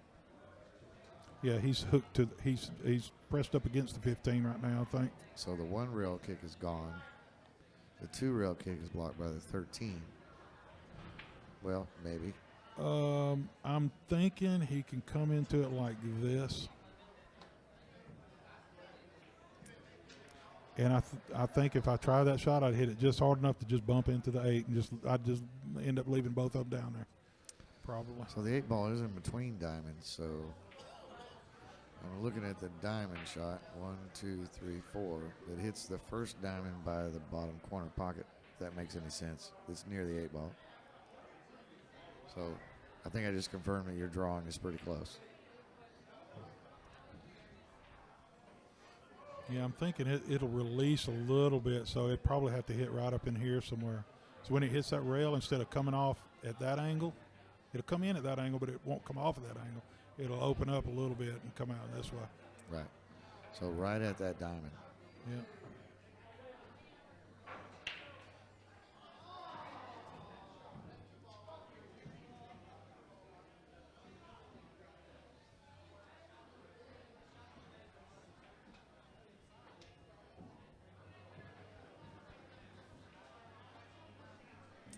And that's what he's shooting. And it hit right on the diamond and released just like he wanted, but it did not hit a rail afterwards. So that's why he has ball in hand. He hit the foot rail, came off, hit the 8 ball, and after that, nothing in a rail. So now the score 48-39. This can change quick. But it looks like at this point you'll have to play the 10 ball, 14 ball combo off the 12 when you get there.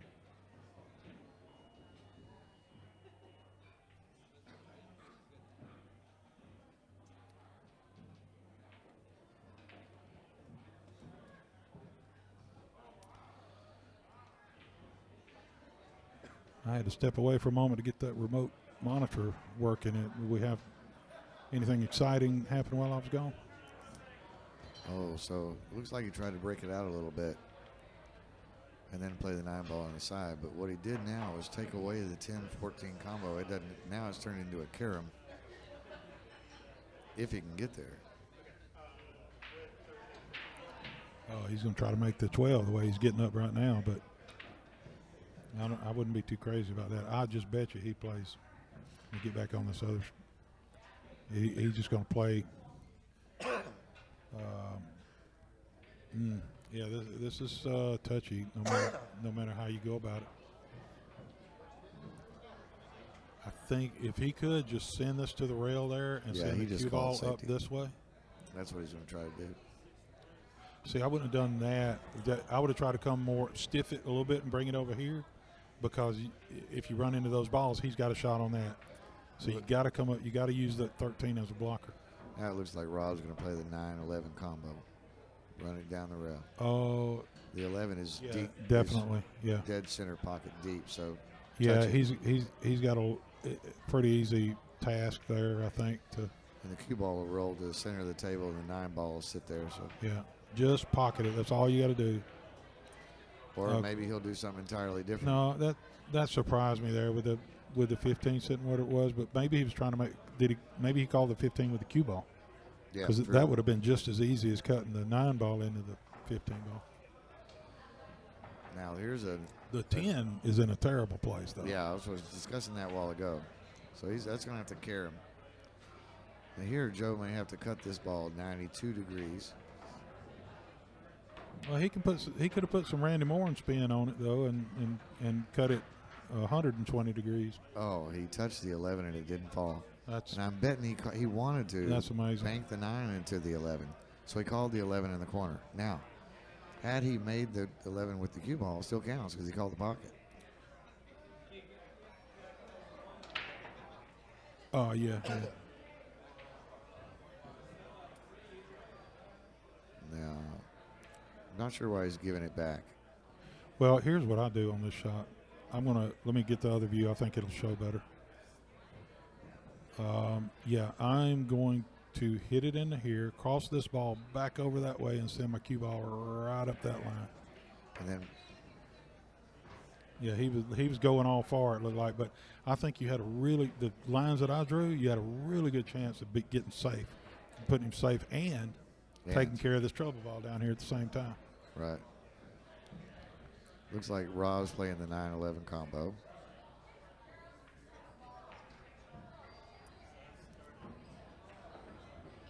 He's still got that 10's a huge issue. He may be able to put a lot of dig in and put low left on it, but that's risky though. Trying to do that with it, risky. It looks like he's just going to pocket the non-ball Especially and then take wrong-handed. what he has. Yeah, he needs to, I think, pocket the ball and then just hit this thin and then leave the cue ball back down here.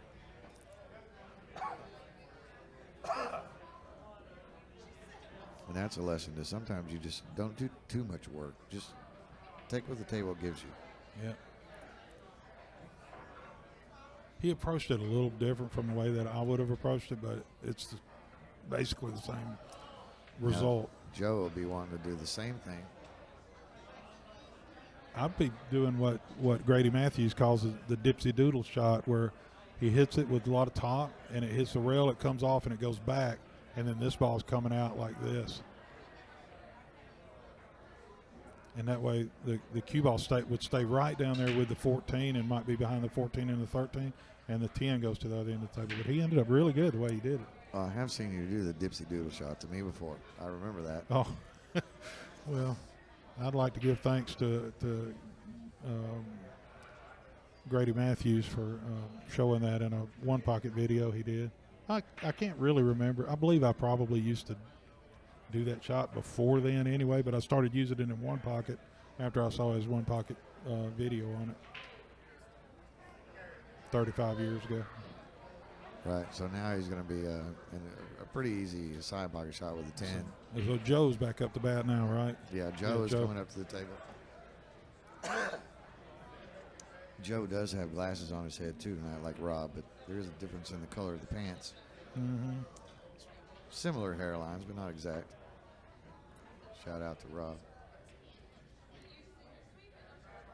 And then the 12 ball, we missed it. A lot of times when you're playing Robert, it's easy to tell who's at the table because Robert's playing left-handed and the other guy's playing right-handed.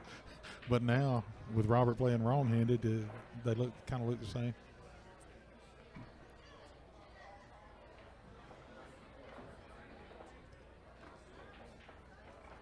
We got some people out there watching. Oh, yeah, 15 people. I appreciate y'all being here watching. I hope you're enjoying it. I'd like to thank Brian McDaniel here for helping me out tonight. He's doing a great job. Thank you, Richard. It's a pleasure to sit here with you. That's the truth. And it's a lot of fun. Richard is what we would call a good human being. And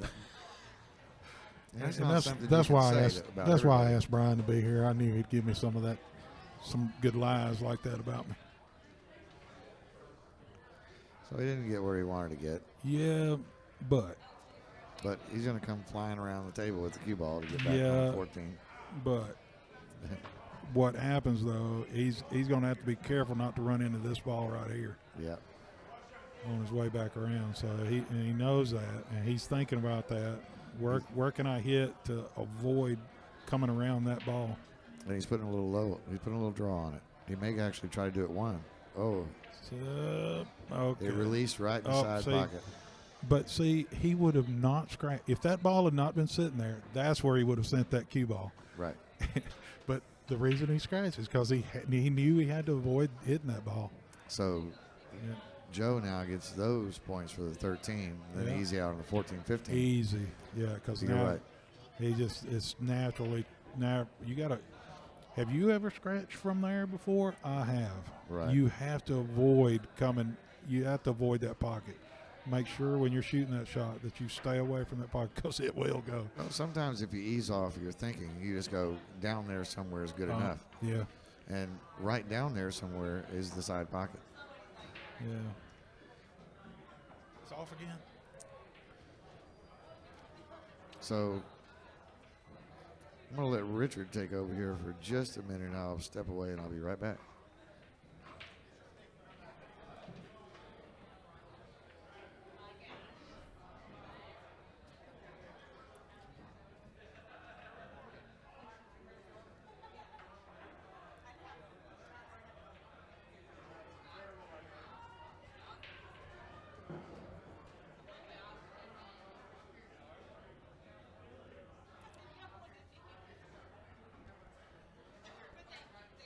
Okay, as we can see here, it's about to be. Here's the score they had on the last one. You can see which balls were pocketed by which. And when they hit this next frame in the upper right-hand corner, then it'll clear out all of that. And the highlight on Robert Hall's name will move over, and Joe Johnson's name will be highlighted.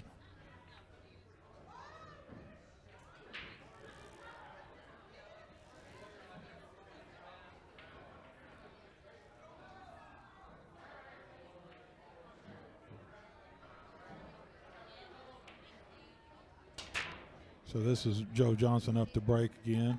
He's broke them really hard, really nice, and now he'll be making the two in the side pocket. I mean, the one in the side pocket, and yeah, he may make both the one and the two in the same side pocket, about where the tip of his stick is. Oh, that's not the two, that's the four. The two is down here. I was looking at this ball. That's the 4 ball. And 2 ball is here.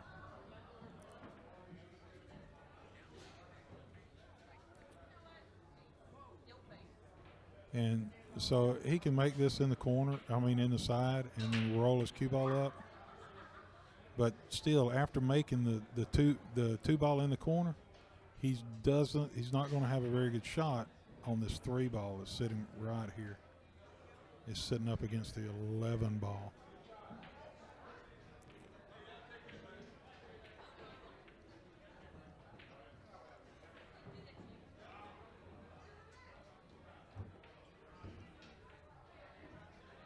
So it looks like he really needs to figure out some type of safety where he can clear out these balls and put the cue ball somewhere where Robert does not have direct access to that 3 ball. You got to be careful not to hook himself on this shot, because he could have easily left the anywhere back in here, and he was blocked. So he got out there into the open, so that's good. But I don't know if he called a ball or play. He called safety. He had to. And that was a really nice shot. He put a little bit of spin on it. He wanted to end up right behind this ball, so he came up a little bit short. So Robert does have a piece of that with 3 ball. I don't think he has much to work with though.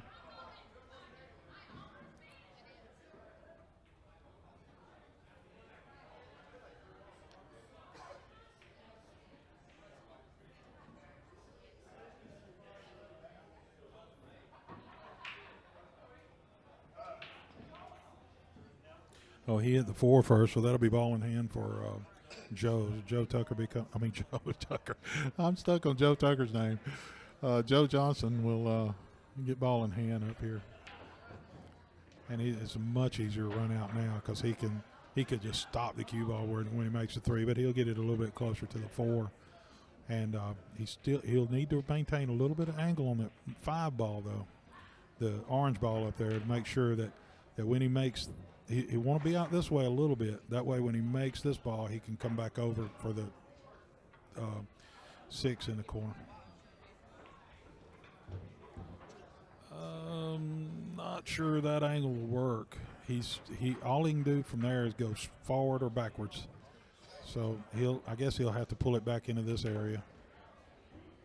Yeah, he can make it from there, but it would have been a good bit easier, I think, from this angle to make it.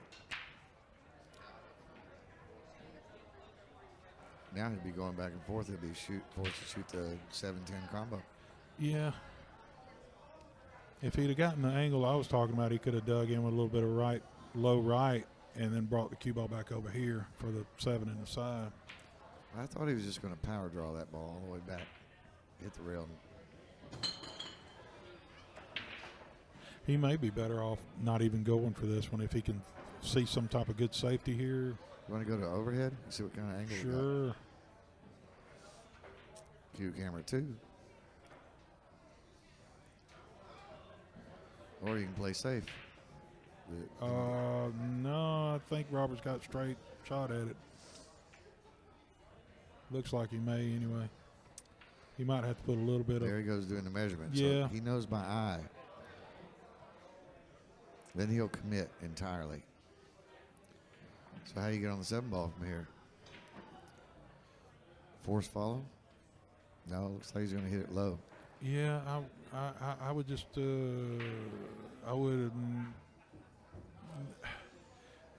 I didn't have time to think about it, but that's not the angle. That's not the approach I would have taken. But I don't think there was much he could do with it there because this ball was in the way. Oh, Well, in that case, hit it harder because your line is straight at the 7 ball, so it's not getting any better as you get closer. right.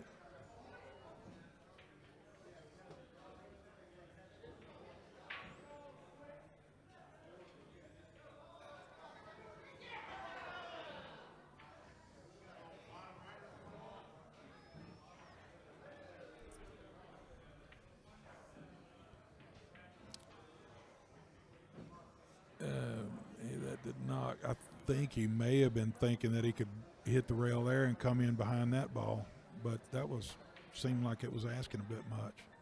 Well, it looks like he has a pocket. He does, and I believe he can soft draw this to right in here and come back out. This is, again, an easy ball to rattle. Oh, Yeah, he hit it really fat for that shot. Now, Robert I think he'll send this ball really close to the corner and then come back out this way for the 8.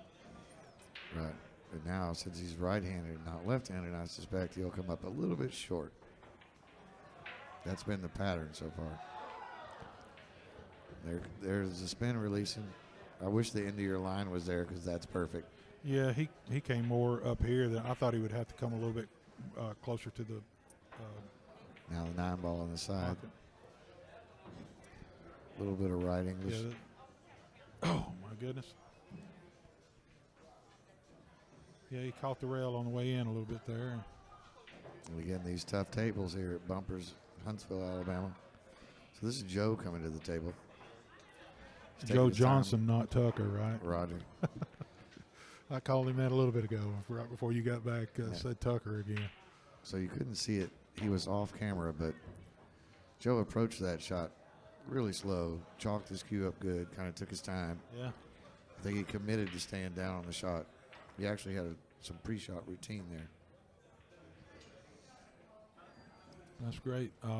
Joe's a really good player, and he's been a good player for years, and he's a better player recently. I think I think one thing is the American Rotation League has made him a better player.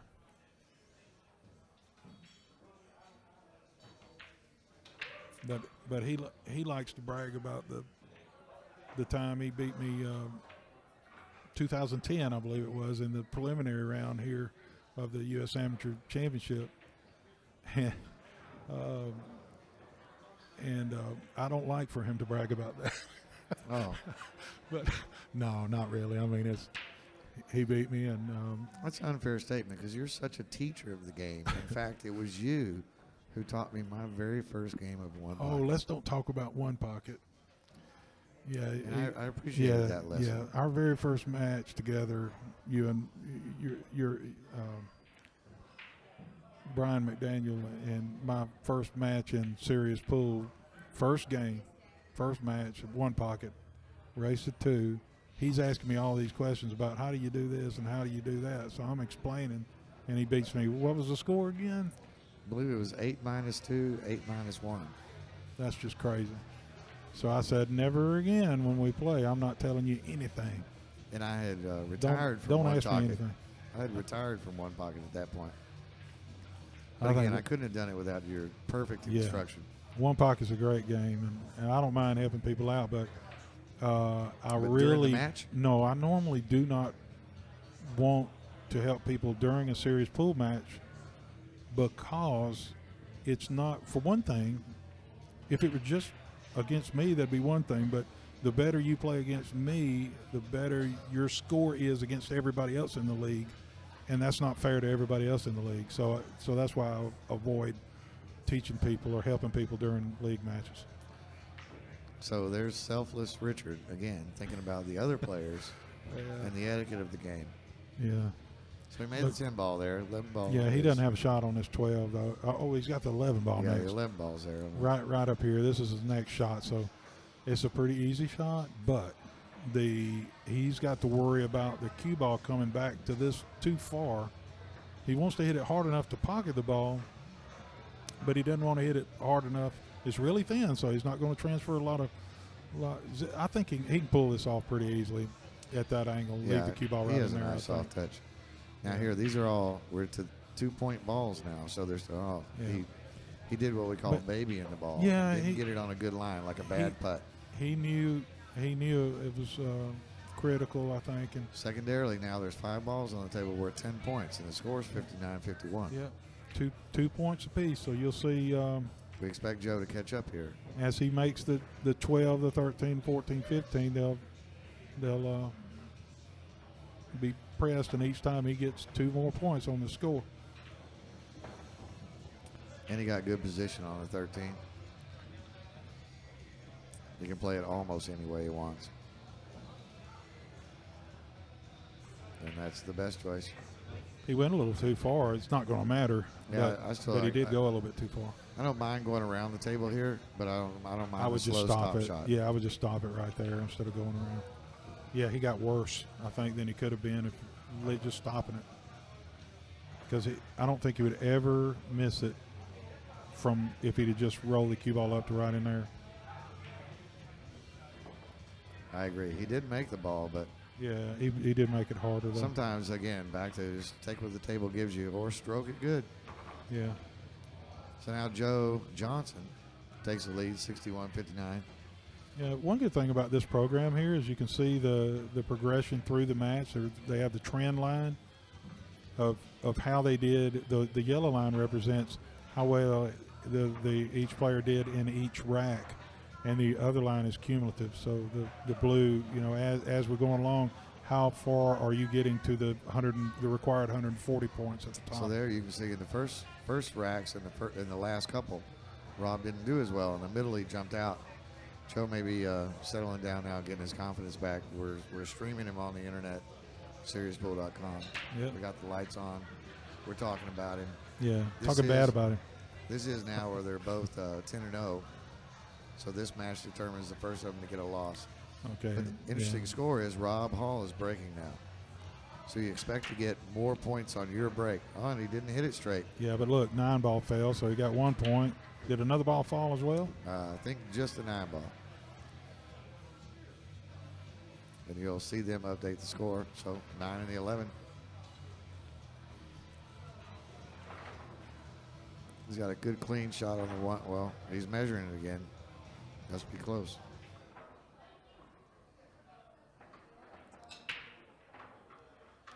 So there's a lighter blue ball on the table and then a slightly darker blue. And that darker blue is the purple 4 ball near the side pocket. Yeah, this is the 4, and this is the 2 ball. And the 5's in the way, so he'll jack up a little bit if he makes this shot.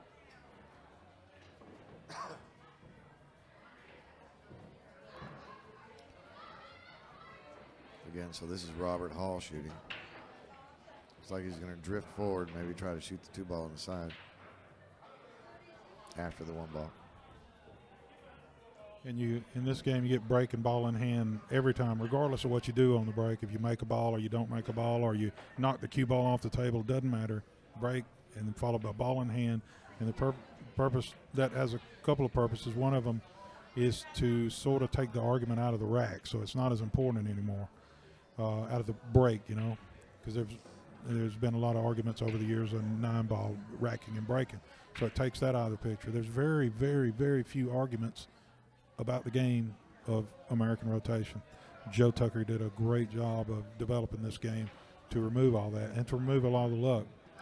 The other thing about the break is breaking ball in hand is it gives the breakers an equal chance each time to maintain control of the table from the start. Exactly. It takes the luck out of a bad roll on a 15 ball break. Yeah. There's a lot more balls on the table than 9 ball traffic. Yeah. And I guess the last thing is that if you didn't do the ball in hand thing, every game would start out with a bunch of safeties, probably. This I gives agree. you a chance to. Then you may even break the Start balls it going. softer, which is why they put the one ball in the middle in the first Yeah, place, make you right. break the balls hard. Yeah. So again, American rotation is and I don't think we mentioned yet that it is alternating break. Yep. Yeah, so I think it's very important to win that lag. You need to practice your lag and get good at it, because you want the first break. You want that first opportunity to get the score on the board. If you can get to 20 before the other guy, then you're probably you stand a better chance of getting 140 or whatever your top number is, whatever the match is played to. So he slow rolled the 2 there. He's going to shoot 3 up in the corner. Yeah, this is. He's going to have to. I think he's going to have to try to draw back behind the 15 ball. I don't like this shot. I think maybe he can draw it and hit it and then run into that 15. Remember I said earlier how he likes to do that? Let me go to the other view. It might be better. Yeah. I think he can do that, because if he'll do that and bump into that ball like that, then he holds. He would have liked to hit it a little fuller, and it would have stopped the cue ball over here where he needed it. But he hit it a little thin, and it allowed it to leak out a little bit. But he's still good. He's still good. It's still a good angle, because he can follow it up follow it up a little to avoid the side, and then put a little bit of left English to come back out this way, or maybe it might straighten up and come out that angle. And he's on Richard's line. Buddy hung the 2 ball. Yeah, he's not happy with it though. 4 He didn't pocket the ball. That's why. So the 4 ball is still hanging in the pocket right there. So Joe didn't have a direct look at the 4 ball. He's going to have to go rail first. He will take this and make it. And But the 4 ball's not very deep, but it's risky coming out of here. He can't know for sure that he's not going to hook himself, and that's scary. But So he's here got to I'm- take the shot. I'm hitting the ball a little firm to make sure if I Yeah. run into a ball, I get through it. That's the problem with that. He got a couple of points out of it. Oh, he ended up. He can see the 5, but he got really lucky to be able to see the 5 on that one. He had to make the ball. He had to try to make the ball. But I think I'd have looked at it a little bit longer and found out exactly where I needed to hit that ball to make sure that I was able to see that 5 ball next, not hook myself. So he's looking up in the corner now. And again, this is Joe Johnson. I think I'm playing safe here.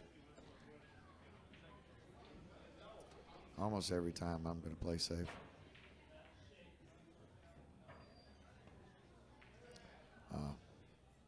So that's a foul. Rob will get ball in hand on the 5 ball. 6 balls down by the corner. 7 has a clean hole.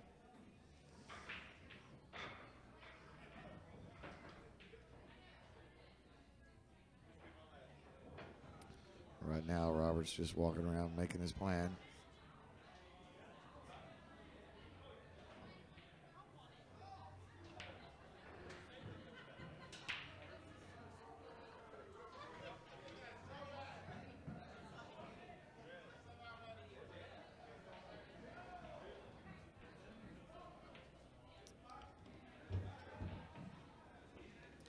All right, so this next shot, getting on the 7, this is going to come down to speed control.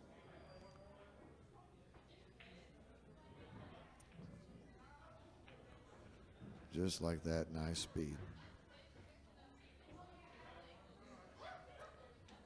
So we got the 7-8. That is not the 9 ball on the table. That's the 13. So 7-8, 7-8, 12, 13, 14, 15.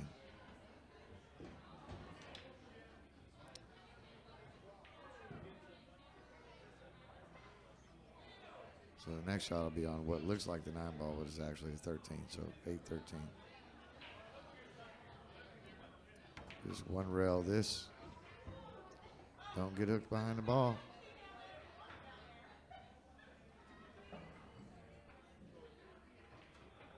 So now everything I just said was not true because there's the 12 ball.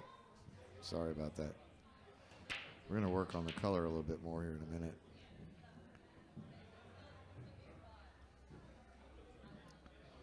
So now he's going to come 2 rails to try to get on the 13. Oh, he played inside English, 3 rails. And what a great shot.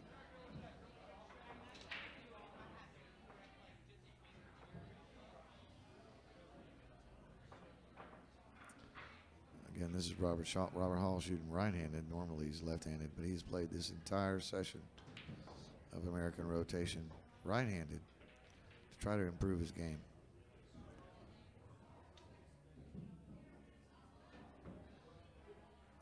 And it looks like Joe might not be getting back to the table here.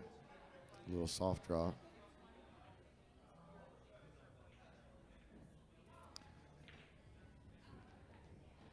And he got what I call the 50-50 line right in the middle. You want to try to avoid the scratch here. And that's a good out. Now that makes the score 77-63. Of course, that was Rob's break, so you hope that you keep control of the table during your own break, and he did. Now, Richard stepped away for a minute, and he'll be right back if you miss him yet.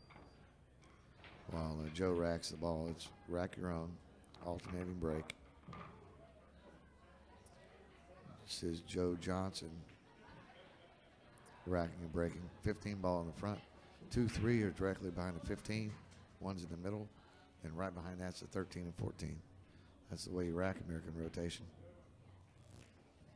And you'll want to break them hard.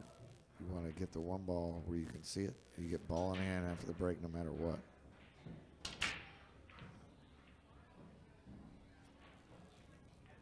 So he's not going to get any points on the break, but he does have a shot on the 1, 2, and what appears to you to be, I don't even know what to call that color, but that's a 3 ball by the 8 on the right side of the screen.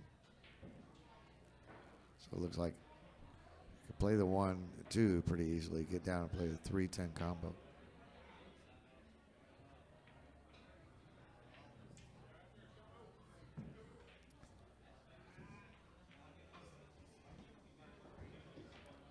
And he's on the funny side of the 2, so this makes getting on the 3 a little bit harder. It looks like he's putting follow on the ball. And he is, and he's going to hook himself. Or not. So now for sure we'll see the 3-10 combo. And the 4 ball is in the middle of the table. It looks kind of blue. Next to the yellow 9 ball. And welcome back, Richard. Thank you very much. I had to step away for a little bit. Hopefully I got that remote monitor working again where it'll stay for a while.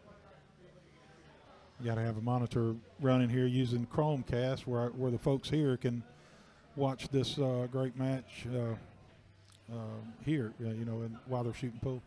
All right, bumpers, Huntsville, Alabama. Yep. USA.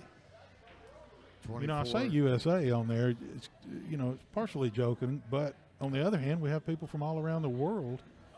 I think I've got like 2,400 friends now on Facebook, and a lot of them are not in the U.S. So, if I say Huntsville, Alabama, they might not know what that is. But I think Kathy McDaniel has about 800 followers on her fan page, but we can't figure out how to share on her fan page. We'll have to work on that. We're going to figure that out tonight. Let's do that. And then I think she also has about 2,000 friends on her regular Facebook. Oh, yeah. She's a great person. I have 11 friends, so we could add those in. And they're not even friends. It's like my mother and then people who know Kathy. Yeah. And speaking of sharing, I really appreciated you guys. I see there's quite a few people watching now. If you can share this on Facebook, either share the link directly to the stream here, or ask people to go to SeriousPool.com and click on the Serious Pool TV button. And while you're there, look around the site, see if you like SeriousPool.com, and if you do, we can start a league in your area right now. The only one we have going is right here in Huntsville, Alabama. But I am more than happy to get with somebody and get a league started somewhere else. Just fill out the form on there, and we'll get back with you on it. So what do we have going on here? Right now, Joe Johnson's up at the table. Rob tried to play a nice little safe shot, but he didn't hit a rail, so he ended up giving Joe ball in hand. Is he just going to yank this back? He is. He's going to draw this ball right here. He's going to have to get the stick back out of the way real quick too, so you'll see him jumping up on this.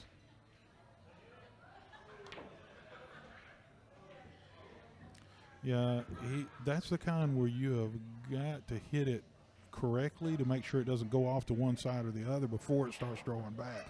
It looked like that shot he had a little angle on it when he set up the draw, so I knew it was going to hit that rail. And as soon as it did, yeah, it kills a lot of that spin. It induces a little left spin on it. So then it comes in and kind of sticks to the 14 ball. I really appreciate you being here, Brian, doing this for me, because you really know a lot about the game, and I have another buddy that does the commentating with me. He doesn't know quite as much about the game, and that's kind of a plus too, because I can teach him. Right. You know, but it's really great having you here and know. So we just got a text. I just got a text from one of our viewers out there, Superman Carlos Carter. Hey, who Carlos. says the volume's a little low.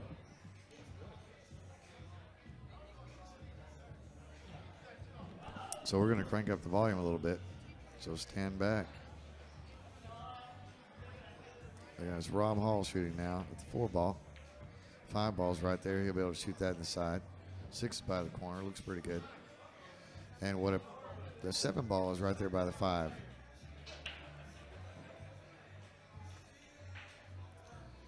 And we say that just in case you can't ID the colors sometimes. A few of them are a little tough.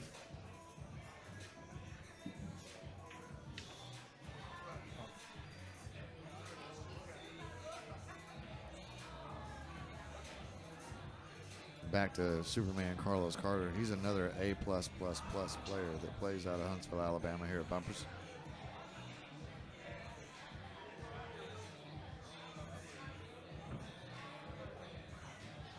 And also a wonderful human being. A lot of fun to play with and very knowledgeable of the game.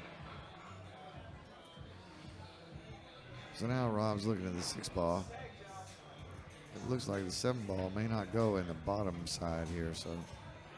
And he's kind of straight in on the 6, which is making him a little bit unhappy.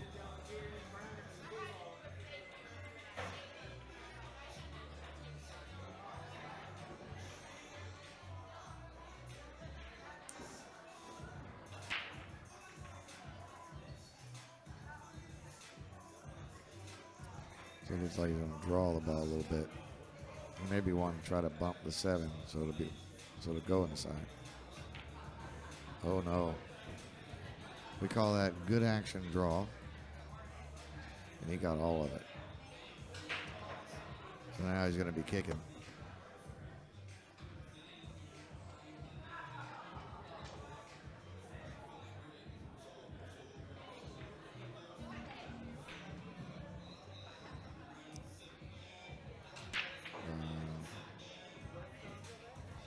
So the idea there was to make the 8 ball a difficult ball to make. Go ahead and give Joe Johnson ball in hand on the 7. And it looks like Joe may be okay here. So right now we're on the screen turning up our main volume a little bit. So stand back. Get loud like NASCAR.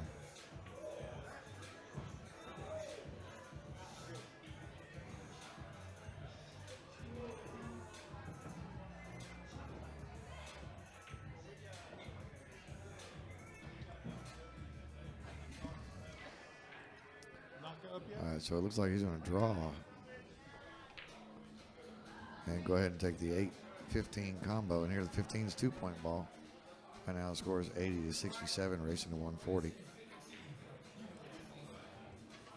Now the interesting thing here is this cue ball is going to take off.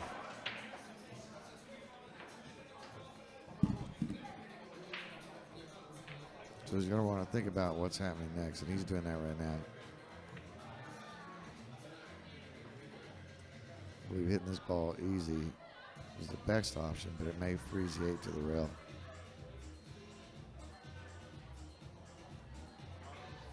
Or, I didn't realize he had called safe. Maybe we'll try to play a little bit closer attention to the players. Again, a great shot in American rotation. It's not always about making balls. Playing safe is an important part of the game. Rob's one well kicking, makes a good hit. And Joe has a clear view of the ball, but no easy pocket. And that is the 9 ball down on the left side of the table. So we have the 8, the 9, the 10, 11, 13, 14, and 15, and the 12. There he called safe. And Rob will be kicking at the ball.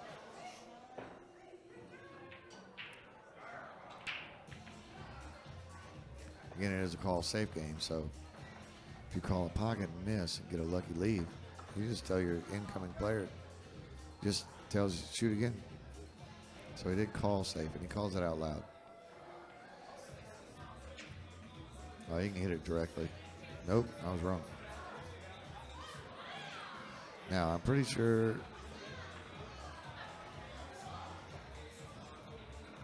Rob's a little upset. Just lagged it up to the side pocket for him. And that's an eyeball by the spot.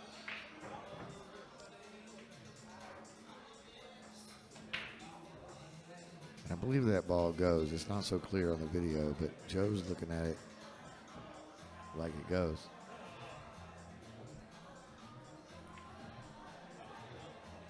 Yeah. Oh, now the 10 ball is way down here near the spot on the other end of the table. So he's going to be stroking this ball forward.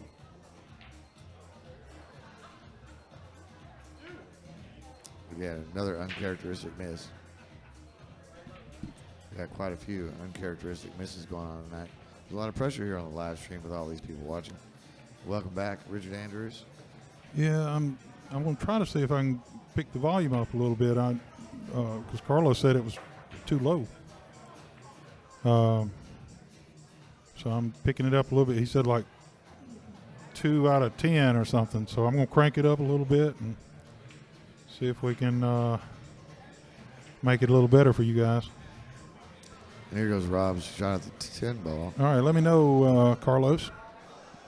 All right, so the 11 ball, he's in good shape on it now. It's a little dark on the screen, so it looks like a 15. But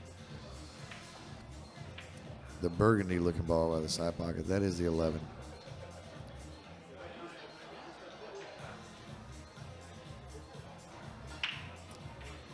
The 12's in the center of the table. So we'll see a little easy draw here.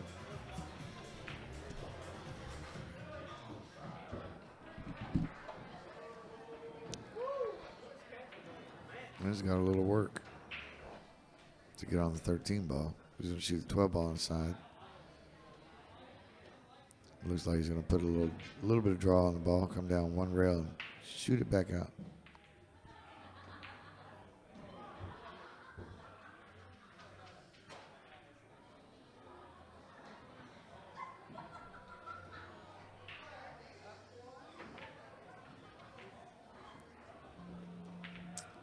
So it is a points game like we talked about.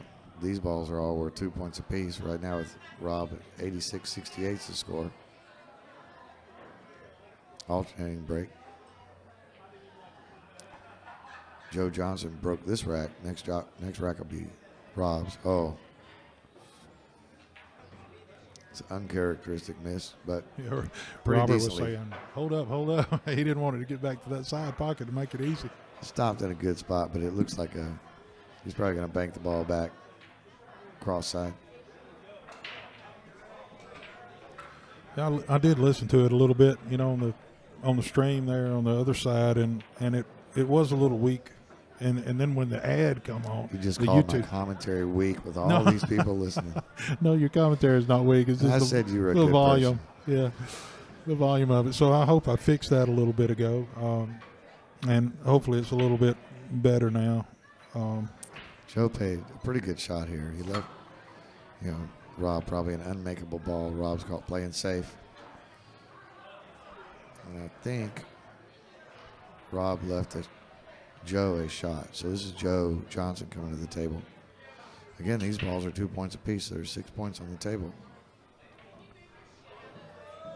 He'll be shooting the 13 in the side. Gonna have to try to avoid collision with the 15 down there, and he did by drawing it. Yeah, and he got perfect too. Looks He's like. gonna Oh get- no, he came oh, up a little short. Kind of died. Yeah, I thought it did off that rail, off that last rail. It seemed to. It had some spin on it we couldn't see. Yeah. It looks like now he's going to play 4 rails. Yeah, he's playing it high right. And you realize we're only about halfway through this match now. And he's right-handed. Yeah, he can reach it good. You don't want to touch the rail on the way in, though, or it'll bobble. And knowing that, he way overcut it. Right. Way On overcutting purpose. is the right decision, Yeah, right? it is. Yeah, because if you can hit where he just hit it and it's fine. But if you go the other direction with it and you touch that rail on a diamond table, it bobbles. It comes in here and goes bop, bop, bop, bop, and then your Right. opponent is shooting it in the hole. These shelves are deep. If you tickle the rail, it won't go. That's right. So now we're looking at 86.74 Rob Hall with Rob Hall breaking. So we can start at frame number 9. That means we've completed 8 racks. And at 20 points a rack, that should be 160 points total. At 86.74, 160 points. So our math is correct. Yep. We've been playing for a total of an hour and 47 minutes. So they're doing a lot of thinking. Yep. And Rob breaking. Remember, he'll get ball in hand after the break. Maybe he'll get ball. Yeah. Oh, this looks a little bit better than before. Yeah. Now, this is the 4, and this is the 2. So just so you'll know, it's kind of hard to tell the difference. Oh, you drew a 4 and a 2. I thought you were just squiggling. That's high tech. Now, I needed to do that while you were gone, and I didn't grab the mouse. So I'm trying to tell Grab people, it you anytime see you that want to. corner pocket over there? That one over there, the 9 ball. So I like you've got a nice setup here, Richard. Well, thank you, Brian. Richard Andrews. I'm making it better all the time. You are. I'm trying to, get things to make it a little better. And for the fun of the game. So he made the 1 ball, now he's going to make the 2-4 combo. He's going to hit it nice and easy and leave the 2 sitting right there. Okay. Carlos said it was getting better, but it's still not up there. So what I'm going to do is I'm going to take it to where we're hitting right up to the red here. And he rolled a little far. I'll turn our monitor down where it's not so loud in our earphones. Right. Hi, Richard. Hello. So hopefully this will get it. I'm clipping the red right now. And so I'll look at yours and see where you're at. You sound good to me. Yeah. So that hopefully that's good. I really don't want to clip it. It gets, when it hits the red, it's clipping a little bit. So Right. Hopefully this is good right here. So if you'll let us know the problem, Carlos and others, is I actually had the headphone, master headphone volume Too high. too high. So it sounded loud to us, but it wasn't coming through the stream good enough. So this will be better because what I noticed earlier is that our volume was really low, but then when a commercial came on YouTube, a YouTube commercial, it was really loud. So hopefully they'll be around the same volume now. I apologize for that. So there is some amount of time where people can't listen to me. Now, Richard is one high-tech individual. This is Rocket City, USA. So his watch just lit up with a text message From Carlos. from Carlos, and it's all pretty and colorful, and like orange text says perfect. And Superman Carlos Carter says it's not clipping. And when Chance Rozick says sound is good, Richard, then you know it's good. Right. Do we have text? Do we have a text box on SeriousPool.com or on YouTube? I don't think I've turned it on YouTube. I should do that. But I really don't like to spend a lot of time on, because it's very hard to keep up with the game. And if I spend too much time trying to keep up with text too, if I had a third person that would keep up with text. We have a couple of that would friends be here. awesome. Now, so we drifted away from the game again, and it looks like Joe Johnson's shooting the 3 ball. Yeah. And the 4 ball is gone, the 5 balls. He's got a good shot on the 5. He's going to do Just a little bit of draw here Little bit to of pull draw. him over.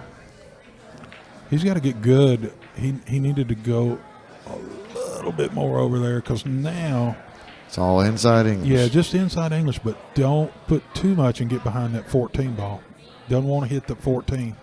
Don't want to run in behind that 14. You should have driven a line. Yeah, if I'd have drawn him the line, then he might have done it. See, he needed to get over this way. And, yeah, he just put too much of the left on it and opened that angle up. And that's what I was afraid of.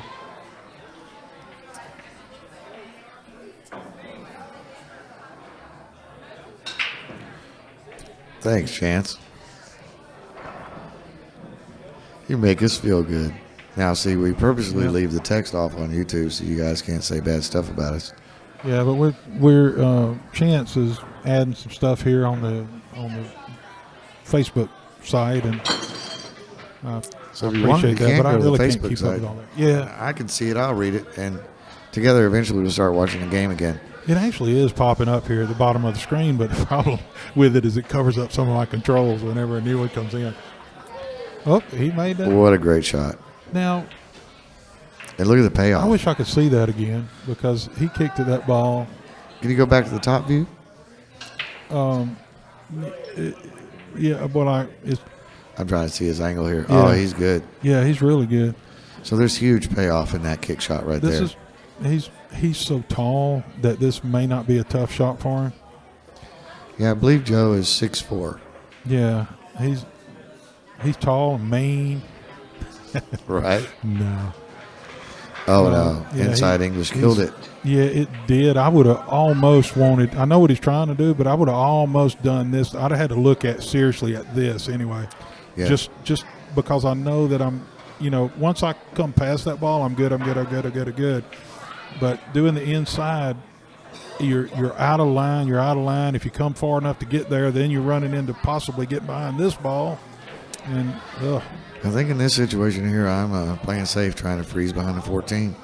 Because at least I know I can get the 10 ball to the bottom side of the table here on the long rail. I've got the blocking 13 ball. Here. You want to show me where you sending it? Yeah, I want to play my cue ball. I want to play my cue ball in there with a little bit of spin. Okay, I Try got to you. freeze in here. So you're Then gonna hit I that know ball thin? I can send the 10 ball over here, Okay. and I've got this blocker opportunity, and then I maybe You- even get in here. He's going the other direction, and you don't want to. If you were tuned in earlier, you would have heard me say you have got to make sure whenever you're playing safe that you don't possibly make a ball. Because in this game, it turns that option back over to your opponent. Your opponent can say shoot again, or he can shoot it himself. If the opponent, whoever shoots this next shot gets the value of the ball that was just pocketed, added to his score. Right. Since he called safe, you can't make a ball. Can he see that? If he feels like he can play some kind of safety, he'll take the shot. It's not always bad to give the shot back and the points. Yeah, he can clip a piece of this ball, and I'm thinking We're changing mice now. I need to get another remote mouse, and then that way we can both. You can have a remote a mouse there, and I can have one here. If he can hit this thin, really thin, then he can do that. He'll barely move the 10, pull the cue ball out here, and leave the 10 over there. But it looks like he may be kicking at the ball.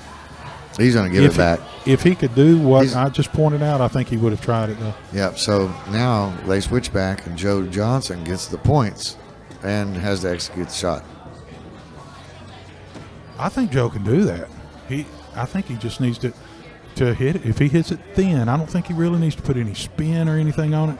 He just hits his 10 really thin, and it'll go over in here maybe, and the cue ball just goes like this. Can we see the down top this view way. again while he kicks it this He's ball? kicking at it. Let's see. Oh, I don't like changing in the middle of a. Oh, yeah, very true.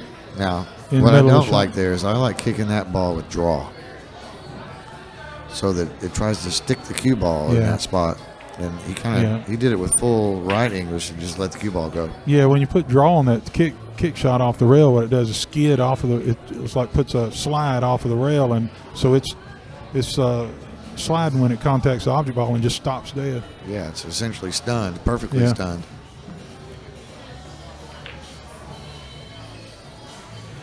And it looks like he's going to get decent position on 12. Yeah, he's fine here, I think, but he's the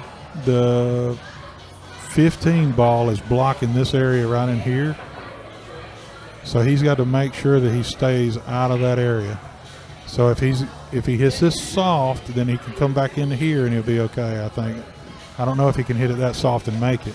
If he can't, then he's going to come all the way back over to this side and then back out. But I guarantee you, he had that 15 in mind. See, if he'd gone a little bit further, Right. then he's back into that dead zone I was just drawing. And he's just outside your triangle of death that you drew on the table. Now he'll just follow for the 14, and then again with high-value balls, this is 8 points. Oh. How many times has he done that tonight? At least 3 I can recall. If you touch the corner, the tip, just a little bit, it's not going to go in. When it's hanging. Some tables you play on kind of buckets, like maybe a valley table or something that goes on in. These have no give at all like that. So that's a huge 6 points. So Joe could actually almost catch up here. It could be 88-92 in a race to 140.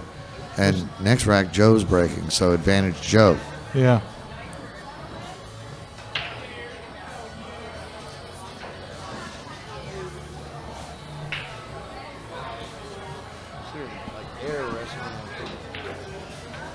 All right, so Joe makes that shot. Now he's going to rack his own and take the next break. Scores 92-88.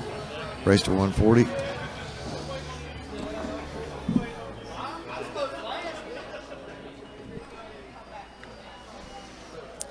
And now I'm going to take a quick break. All righty.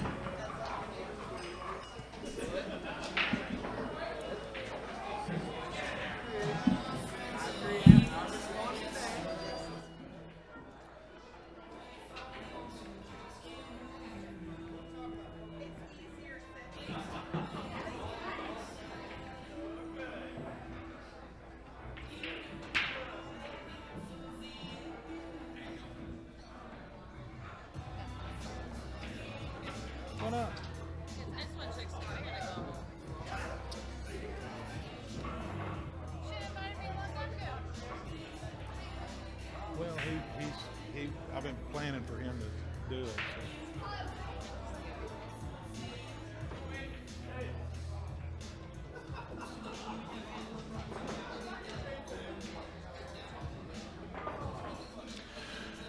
So. All right, we have Joe back up to bat again. They're pretty much neck and neck on the score at this time. They're going to 140 points.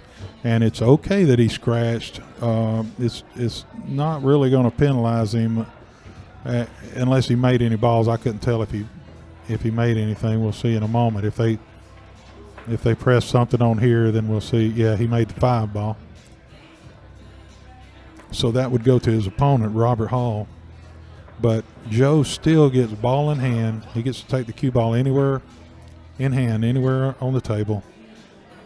And he'll start with the lowest ball, hit the lowest ball into a pocket. That's going to be the 1 ball. But he's looking at the table now, figuring out how can I make the 1 ball and then get on the 2 ball, which is right here. And then I got to make the 3 ball next. So he's going to want to try to get into a spot. He wants to make it and get into a spot where then he can stop the cue ball right in this area somewhere. When he makes the 2, he wants the cue ball to be in here. That way he can make this ball and come back for the 4 ball that sits right here. So he's got to work all that out in his mind, visualize it before. Okay, so he's going to pocket this 1 in the side. And then he'll follow the cue ball up. He's going to try to follow the cue ball up to right in here. And then he'll be able to pocket this in the corner. Hold the cue ball right in this area for that next shot. Okay, well he's having to shoot it into the corner now, and maybe that's what he was playing for. It might have been a little easier to get on that shot than it was to hold it for the other corner. Now, if he needs to be about straight in on the 3 ball, the next shot, and you don't want to be against the rail. He's a little bit too close to the rail there. When you're that close to the rail, you're limited on the areas of the cue ball that you can hit with control.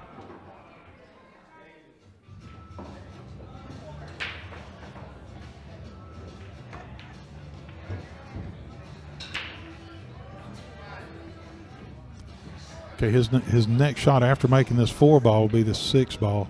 So he's going to pull this back into here and out this way, but he's got to, before he shoots this shot, he really needs to consider.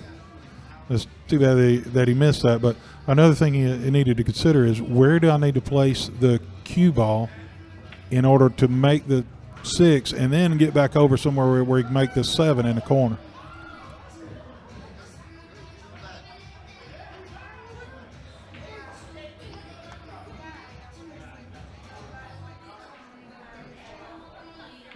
So Robert was trying to play safe there, and it's a semi-safe, but he would have liked to have been, had some type of blocker between the cue ball and the 4, like these 2 balls maybe, and he just overran it a little bit.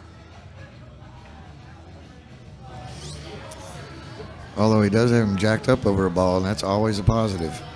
Yeah. Striking down on the ball induces spin. Yeah, if he's just, when you're striking down like that, if you're off just ever so slightly right or left of center, then it's going to curve on the way to the 4 ball. You just can't hardly avoid it unless you hit it 90 miles an hour. Then it would, it would get there before the spin would grab. But I don't think he's going to be hitting it 90 miles an hour. And if he calls safe, this is going to be a pretty good safety. Again, here I think you one rail kick and call the ball, because how are you going to get safe? Can he see it directly? I don't.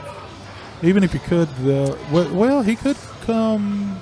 Even if he's able to make it and then send the cue ball off the rail to here, it's still hard to make that ball in the corner without flirting with that side. Right, and he was just eyeing that up.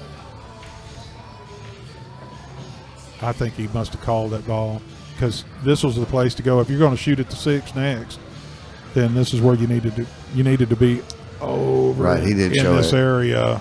You can't see it, but Joe is up at the table looking at it. Yeah, he's trying to decide whether to shoot it again or not. Right, because 14's in the way. Don't know if he has a good safe choice here. No, he's shooting it.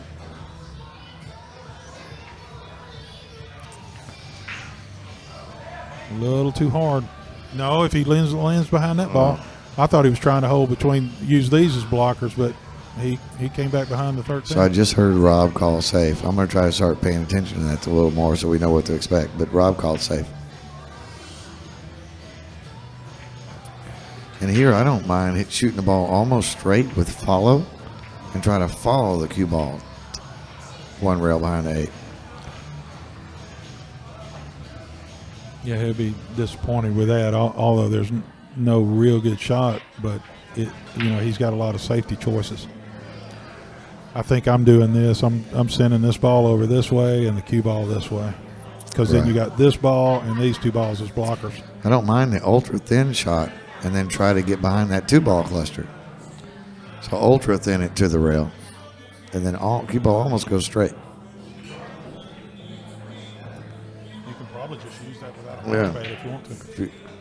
If you hit it real thin, and get right here. Yeah. I'd be afraid I'd run into this ball, though, if I tried that shot. So what I do is I try to hit it, and I'm bad enough that I'm off, and I'm perfect. Hey, there you go. And another thing I'd be scared of is not getting this ball all the way to that rail. And if the cue ball, if neither the cue ball nor the 2 ball hit the rail, then you're in trouble.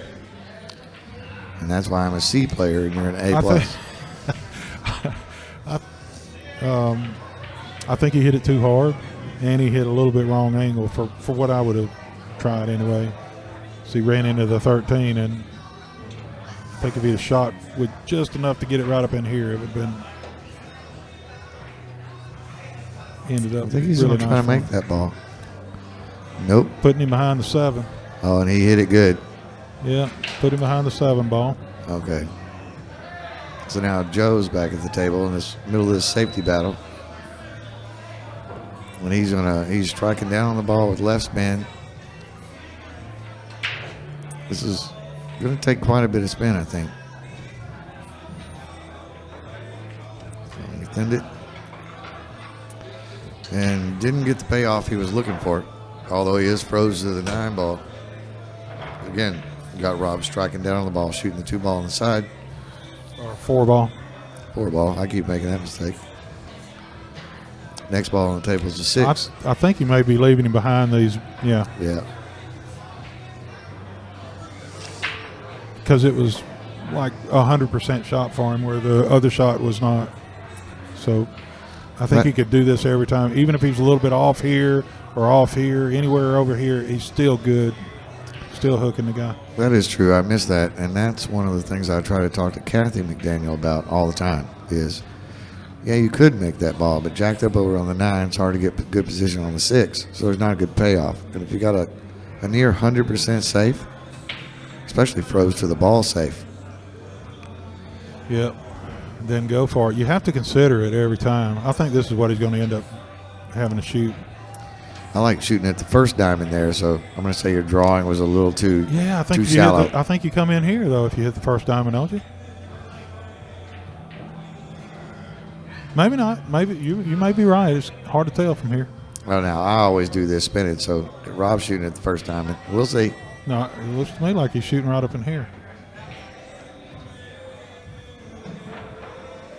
That's so close. It looked to me like maybe right there would have gotten it.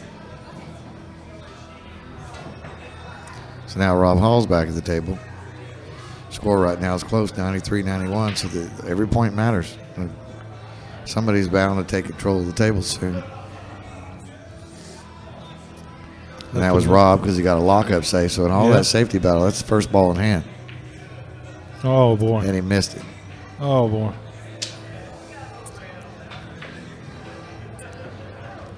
And it's so close right now, 93-91. Yep. It is pull cue on the table, just a hair there. That Brian King made pull cue. That was an accident, though, wasn't it? Right. Yeah, totally an accident. Not of act of anger, act of defiance. No, not at all. He's probably mad at Brian for misdesigning the stick to make him miss that shot. Right. So back to the safety battle again. Well, he got some distance. Distance is good when you're playing a player who's playing with the wrong hand. Yeah, that's one thing I'd like to remind y'all for Robert's sake is that he is playing wrong-handed. So as you can see in this picture here, I have actually flipped it around. The picture down here, I flipped it around to show him shooting right-handed, but he's actually, I'll show you in a moment after he shoots his shot.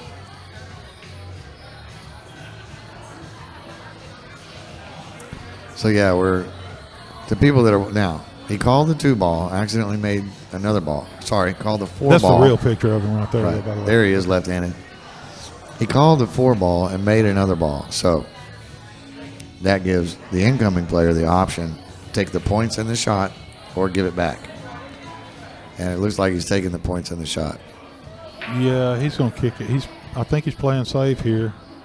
He played a great one-pocket shot. Yeah, he made it, and there was a good chance of doing that, which is why he needed to make sure that he overcut it on that shot.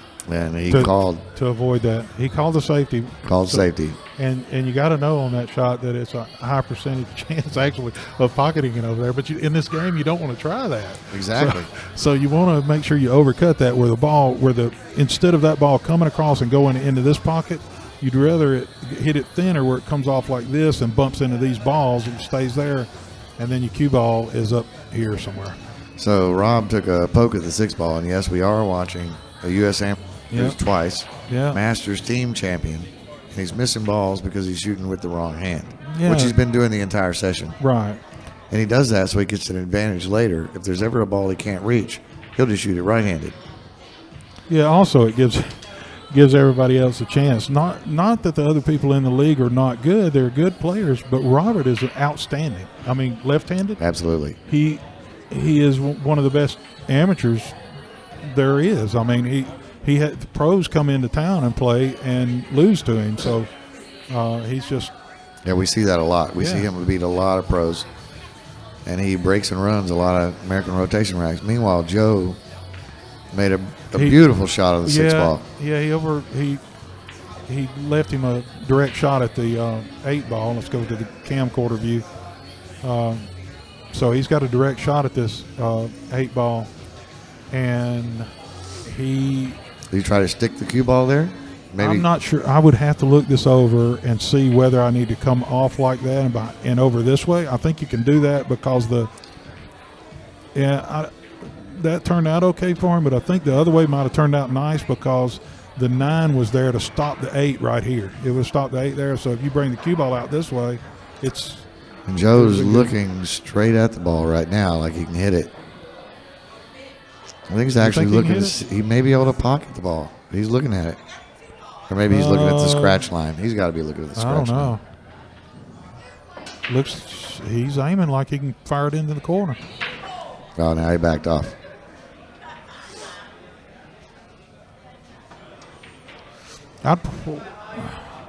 It's hard from this angle really to see whether he can hit it or if he's got to hit the rail first to kick at it. And that's tough luck. And the 9 ball is down on the foot rail. So you'll follow this ball just a hair, probably not much. Given where the 10 ball is way back here, he wants a lot of angle on the 9 ball. Yeah, he may just stop it right there. Yeah. Yeah. That way he can come off this rail with just a tinge of right-hand English and come back out this way. Now, this exact shot in the series of where you put the cue ball is in the Joe Tucker pool school drills. Oh, yeah. Exact placement. Well, go to joetucker.net and check that out. Uh-oh. And He didn't put that little bit of right English I was telling him to put on it. no, in fact, he put a little bit of inside. You saw the looked ball like it. skid. Yeah, I don't. I'm not sure. I think he may have been doing that to avoid running Now, into this ball or something. If but you just noticed, he walked into the shot left-handed, excited, paused, switched hands, and realized he can't reach it. I think he's just wanting us to remind everybody that he's shooting wrong-handed. I think if we mark this and look at it later, he tried to walk into it left-handed. Okay, here we go. I marked it. We'll come back to this it's marked. point. Just right before this point, we'll look at it.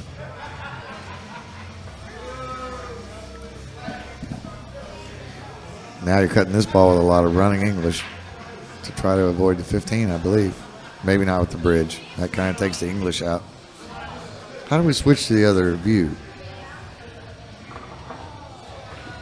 How do we switch to the other view?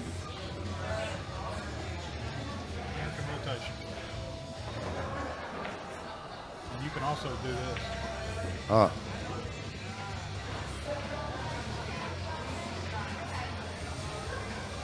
Upper left-hand corner, main view.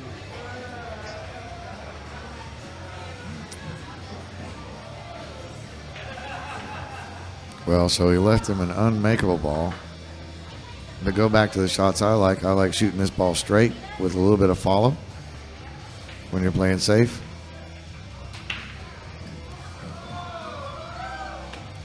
Now, Rob will be able to hit it, but after that, it's going to be a little unpredictable. I just called the shot. He's going to run one rail, kick it. He feels there's no value in. He's going to play it this way. Yep, he just called it. And the next ball, the 11 ball, is right there. So here's another one where I think I'm going to try to come into the rail right there and off of it. So he's striking down on the ball with some right-hand spin. No, too and much. He's giving Joe ball in hand with an open table with the high-value balls left. So Yeah, this is one of the American rotation errors Yeah. that you really don't want to make. Yeah, you got to maintain control. This really, really lets you know that you got to maintain control of the table. A lot of these other games, you can. Right here, you can make the 1 through 10. You can run 10 balls. Your opponent only gets 5 balls, and the score's even 10-10. Yep. Now all these balls are 2 points apiece. The 12's in the middle of the table. 13 sitting by the pocket next. Sorry. Hit the wrong screen. So that ball there ties the score at 97-97. His elbow's playing kind of loose right now too. He is starting to loosen up a little bit. He's liable to start running out.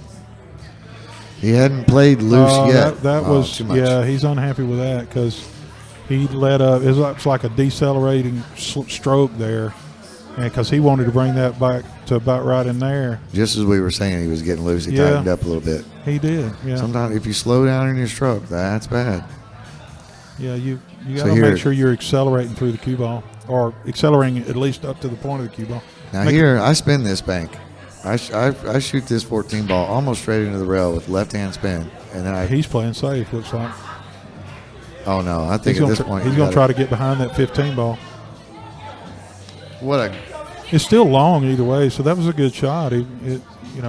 He's keeping the pressure on Robert. He is, but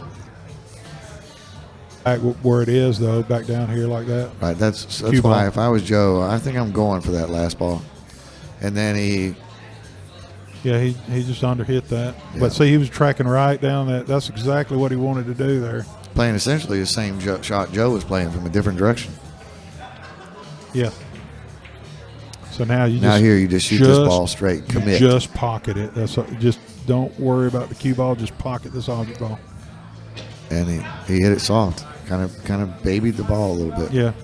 There you just want to commit. Shoot on a straight line. I gave what it was commentator's curse. They always talk about that, right? Right. As soon as I started talking about Joe, limbering up, it just that happens.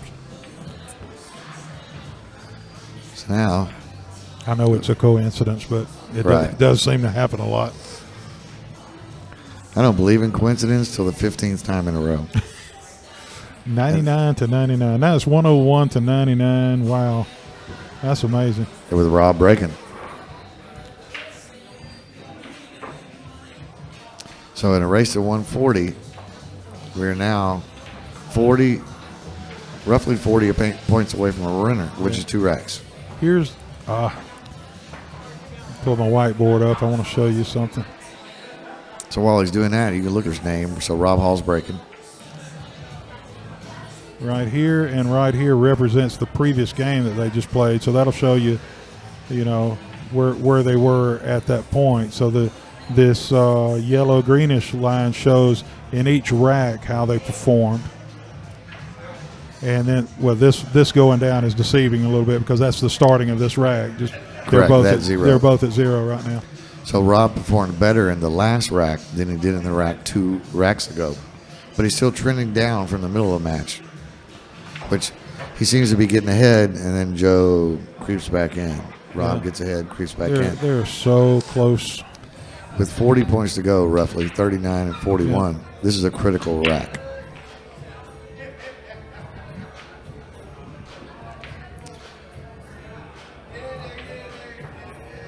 And that's not the best break he's had so far tonight. With 2 balls close to the side pocket. But there's a lot of traffic balls in this break. Let's see if he has a pocket for the 1 ball. I bet Rob plays safe here. But you always feel bad when you get ball in hand and you have to play safe. But you have to do what you have to do. But he's going to get another ball in hand right after this. I think what he needs to do is put the cue ball right here, play this into the side of that 14 and drive the 1 out this way, and just leave the cue ball sitting right here behind that 3 ball. That's easy to do. He would not make the 14, so you don't have to worry about that. He's hitting the 14th in. It's a super easy shot. He'll get ball in hand after that, almost certainly. He's going to try to play safe behind the 9-15 up there. It's harder though. This is what I just told him. He would lock him up on that 3 ball 100% of the time. I'm surprised he's not going for that. He could hit this ball and scratch. Yeah, I just bet you that. I think he's a little stressed right now because he's not used to being this tight this late in the match. Right. And sometimes when that happens, I hate to admit that on Robert like this, but you don't think as well as you do when you're not stressed. And I think that little bit of stress caused him not to see that easy safety that I just pointed out. I agree. I'm sitting back here. It's like walking up to a chess match. You know, the other guys are just straining. You walk up and go, checkmate in 2 moves there. You can see it because you got a clear mind. Well, so he's got a helper ball here, the 12 ball.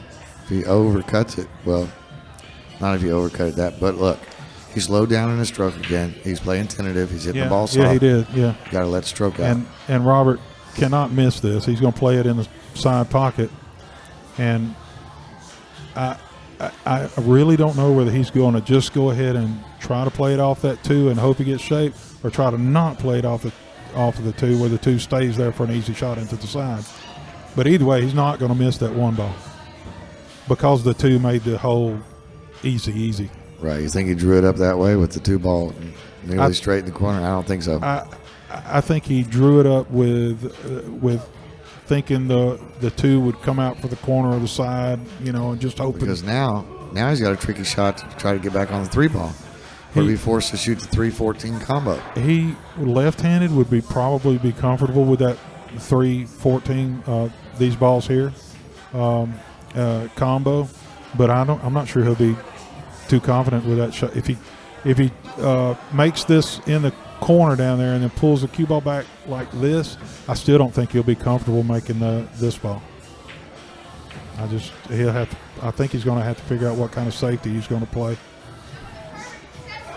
Yeah, he maybe get this point here and then play to get the safety. I suspect he'll hit this ball pocket speed. Wrong again. No, I don't know. This is difficult, I think, to pull off a good safety. So he may be just if the safety and the offense are equally tough, then I'm going to go for the offense. So I think he should, unless we can look at it for a minute and actually see a decent safety. I see safety attempts, but I don't. I can see how they can come out bad, every one of them. So if that's going to happen, then I'm going to go ahead and go for this combo on the 14. So he is highlighting the 3 ball there.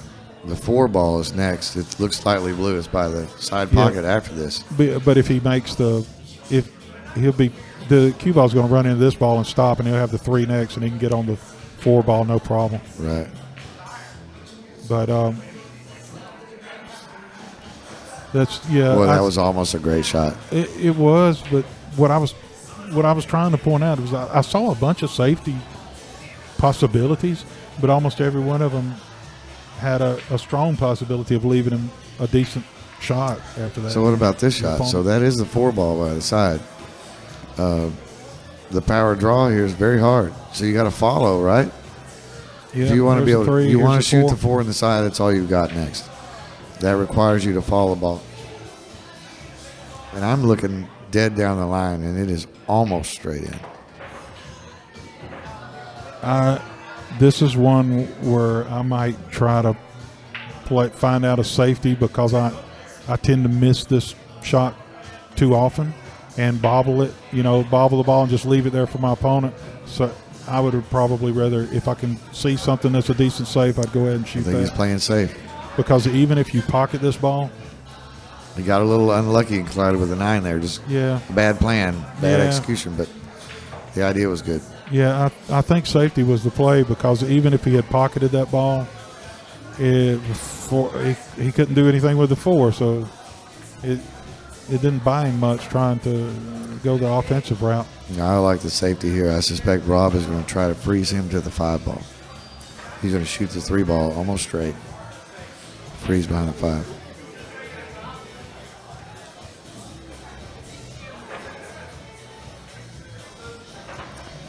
And I'm only slightly wrong. He only did an entirely different shot, and it worked out. That's nice, but I tell you, there's a possibility that he's going to be staring at the back of the 4 ball after this shot. I said a possibility, because if he's going to try to kick at this ball and then run into it right there, and if he executes it flush, there is a possibility that it could end up bad, and I don't think there's a strong possibility that it's going to end up that good for Robert. You know, Joe's at the table right now, and I think regardless of what Joe does here, Robert's not going to have unless he fouls, you know. But if he hits this ball, he's liable to get safe on Robert. And like this, see, even if he doesn't get safe, Robert still doesn't have a good offensive shot or even a great defensive shot. Here comes the safety with a bunch of right spin. He may actually try to play right behind the 9, but I'm spinning all the way down the table. Yep, like that. And if he can hit a little bit harder and get behind this how good did 11 he hit ball, that's 11 ball right there. This is pretty good. I think, but the one rail kick's gone. Yeah, the one rail. Yeah, I think he might have to dig in with low left a little bit to get there, but so he just called safe, obviously. Yeah, he's got to play safe. Now you're counting diamonds. Oh, he can't get here apparently right in there directly. So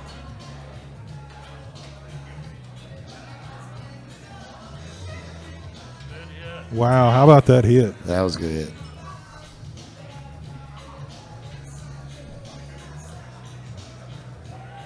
And this is one of the other good things about playing and watching American rotation is there's oftentimes some pretty good safe battles. And safe doesn't always mean that you get ball in hand next. It's about trying to get control of the table back. A safety battle if someone makes a mistake. So he'll one rail kick safe here.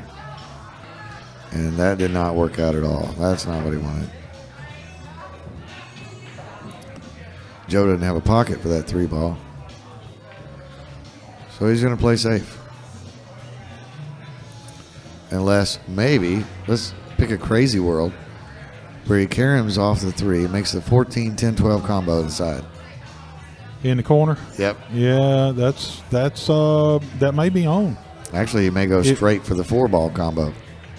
That's what I'm talking about. Four. This one into that one into that one, that one into that one. I was thinking Caramon, but he's going all the way. Did he call it? He's Caramon off of it, looks like. I couldn't tell if he called it. Or? Oh, he's just playing safe behind that 7 ball. That's a good shot. Again, the one rail kick's available. That's what Rob will take. He's got a small chance of kicking it in here. 0 chance of kick safe, so I believe Rob will kick at this ball and call it. And I may have said 7 ball, but that's 3 ball. Yeah, 3 balls right here. And looks like he's going to have to spin it a little bit to get it over there to the 3.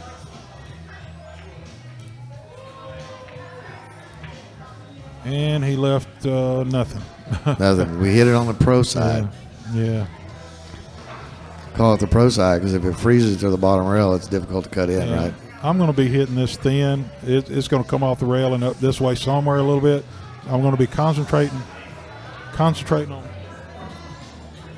on my cue ball, trying to send it into, well, I drew my line a little bit wrong, but just up this way anyway. I'd love to get right back up in here with the cue ball. Joe's looking at it.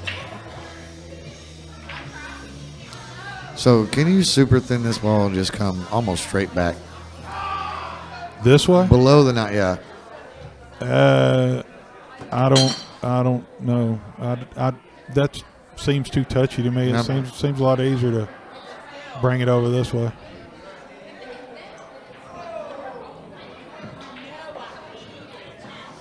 You know, he could if he felt good about it. Where's the next ball? 4 balls right here. So that's going to be his next shot. If he were to try to send it to here and dig in with a bunch of left English.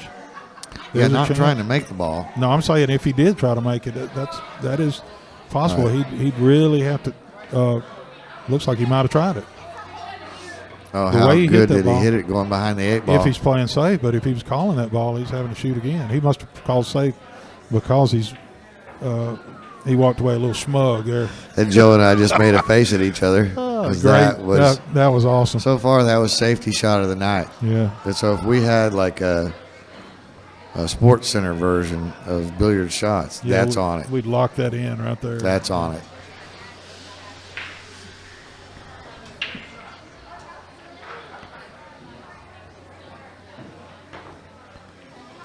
You see that ball curve? It sure curved a lot. It came off here and then started curving back this way because he had bottom on the cue ball. All right, so in that safety battle, Joe gets control of the table again. So, and by control of the table, I mean control of this. He's got ball in hand. Yeah, somebody said we need a mic over the table to hear the call of the shooter. I actually have a mic over the table, and I've got it wide open. It's a wireless mic, and I just can't get it any louder. It's as loud as I can possibly get the thing. It's turned wide open. So given that, I'll imagine that someone else has the same thought. So I will try to do a better job at watching what the players say to each other. I'll do a better job at watching what the players say to each other. Well, I might in the future be able to get them to wear wireless mics where they can, when they call the shots, we can actually hear them. The problem with that is I like to keep a family show here. Right. And if we hear these guys talking, I'm not saying these guys have bad mouths here, but some of these guys, they might accidentally slip a word here or there that I'd rather not have on my family channels here at Pool TV. A little self-expression. Yeah. To do that, we'd have to build in a delay and get one of those hot mic buttons. Then it gets crazy. Yeah. It is close. 103 to 100. I hear Kathy McDaniel across the bar. Yeah. I hear you, honey. Playing the I 140 love you here, too. American rotation. This is a regular league match at Bumpers Billiards of Huntsville, Alabama, USA. And it's one of the owners of the place, Robert Hall, playing against Joe Johnson, one of the better players in town. He's beat me a few times, that's for sure. Right. Now, this is Joe shooting right now. Yeah. When you see him, Robert is actually He's gonna get shooting behind his switch-handed. Get behind the 5. Good job. That's Joe's another good shot. really been laying down some pretty good safeties. I'm enjoying watching this. Right. We get him to loosen up, start stroking the ball. Yeah. No deceleration in the stroke. Rob's That's right. taking the lead again briefly. 103, 100. Raised to 140. Yeah.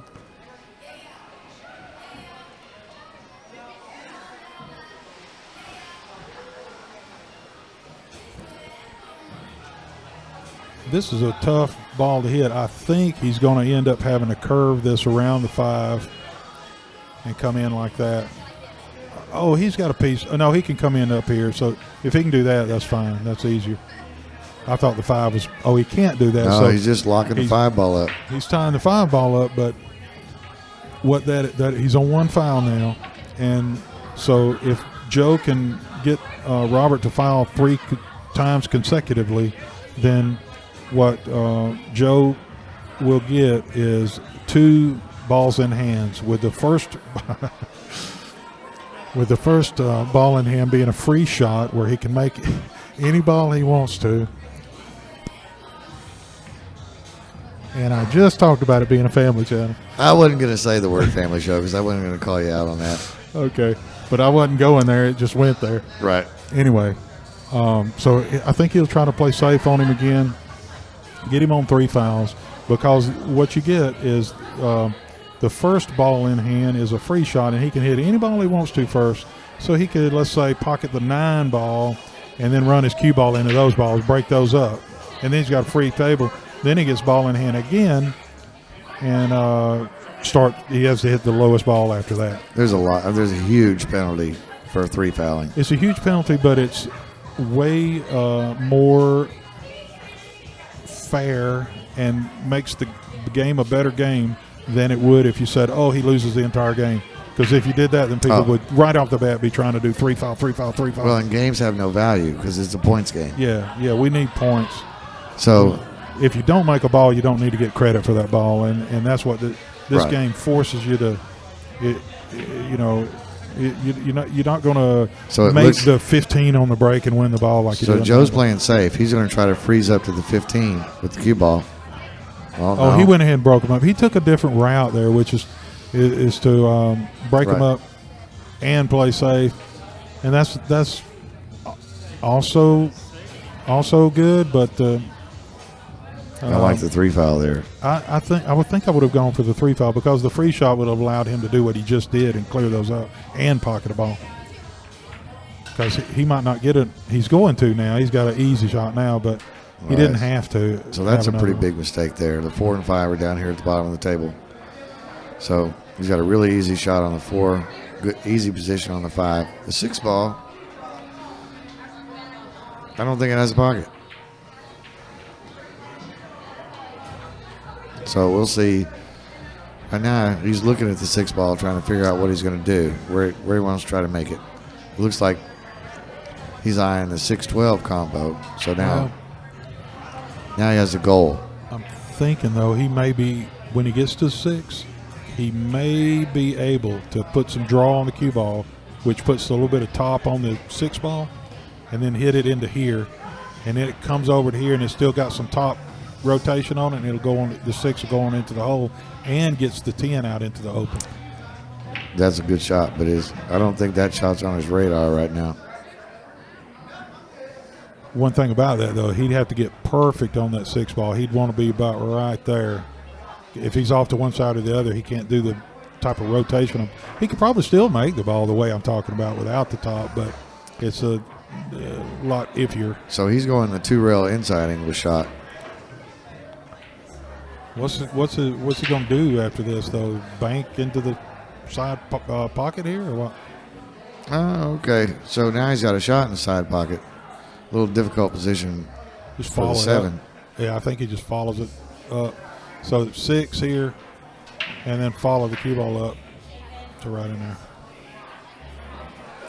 It looks to me like he's eyeing up the straight shot. Oh, it's into this pocket? It looks like it. Oh, will it go? I didn't think it would go. He's Or the safe, because, again, Yeah, I it'd just be nice promised if the we could hear viewers him. I was going to try to pay attention if they were calling safer shots, because it hard matters. it's hard to watch the balls, though, and look up there to see what they're saying. I know, right? I'm either looking at the screen, looking at you, or anything but the actual players. Well, I'd advise against looking at me because I don't want you to be sick. No, I feel pretty good.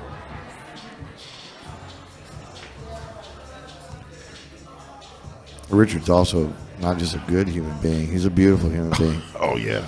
That there, I'll just call that a bad shot. That's a shot I would make. Let me tell you that this is proof right here that he's lying. See that? We call that dapper. I mean, look at that. He looks good when he plays.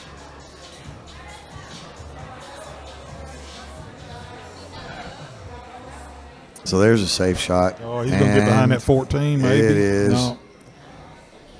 He can make this ball, or he can put it behind the put the cue ball behind the 11. Like I said, we discussed. What do if you we were going think? to play Rob and beat him when he's playing right-handed, at least leave him long.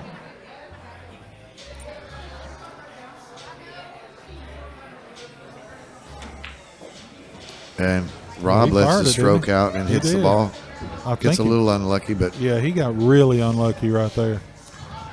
But, on the flip side of that is if he'd have hit it at that speed, if he'd have hit it a little thinner than that, he'd have hit the 9 ball, the cue ball to gone off over here. So it Right. really, I know he hit it hard because he wanted to just go ahead and he stroked it with confidence. he didn't right? want to roll it off, the cue ball rolling off or anything.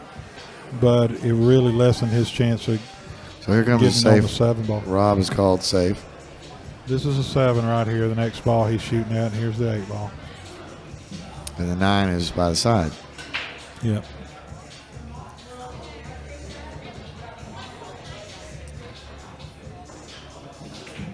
There's a good look at that beautiful Brian King made pool cue for Robert Hall. Well, he thinks about what he's going to do.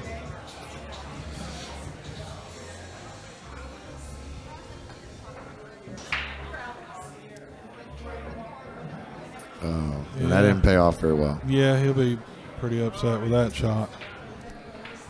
I'm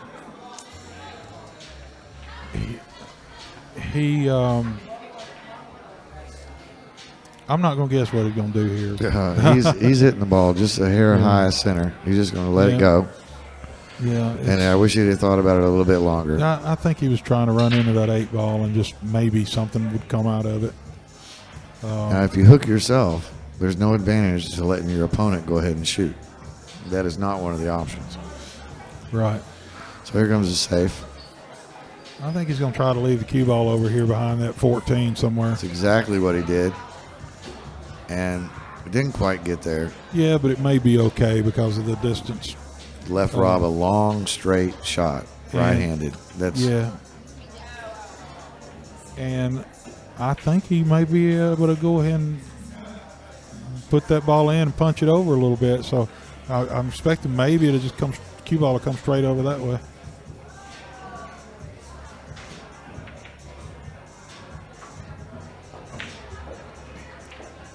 No, he was That's 2 in a row. straighter in. He stroked in. He fired it in. He's shaking it off a little bit. No, I think the 12 ball is makeable if he makes the 9 with the 10. So he's just going to make this ball with just straight top English. Oh, and he missed it by a diamond. Yeah, that's tough. Ooh, here's a 1 pocket bank.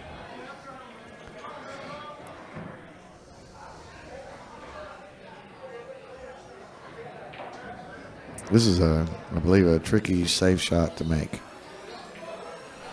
So, does he have enough angle where he can try to, let's bank combo with the 13 off the 12. yeah, one thing to note here is that unlike 9 ball, you know, he's got to say which of those 2 balls he plans on making down there. You can't just blast the 9 down into the 13 and 12 down here and just hope one of them falls. So the 12 is a helper for the 13, right? It is. I'm loving the 9. It I'm is. banking the 9 into the rail purposely. Yeah, and then the 13 stands a really good chance to Can we go. look at the top? Sure. No, he he's played not, though. safe. He's just laying it up next. That's a Brian King move right there. It's a little bit off. Brian would have left it over here where he didn't have a shot. Right. So now he's going to thin the 9 ball behind the 15 and bring the cue ball back to his end of the table, I think. Oh, hit a little much.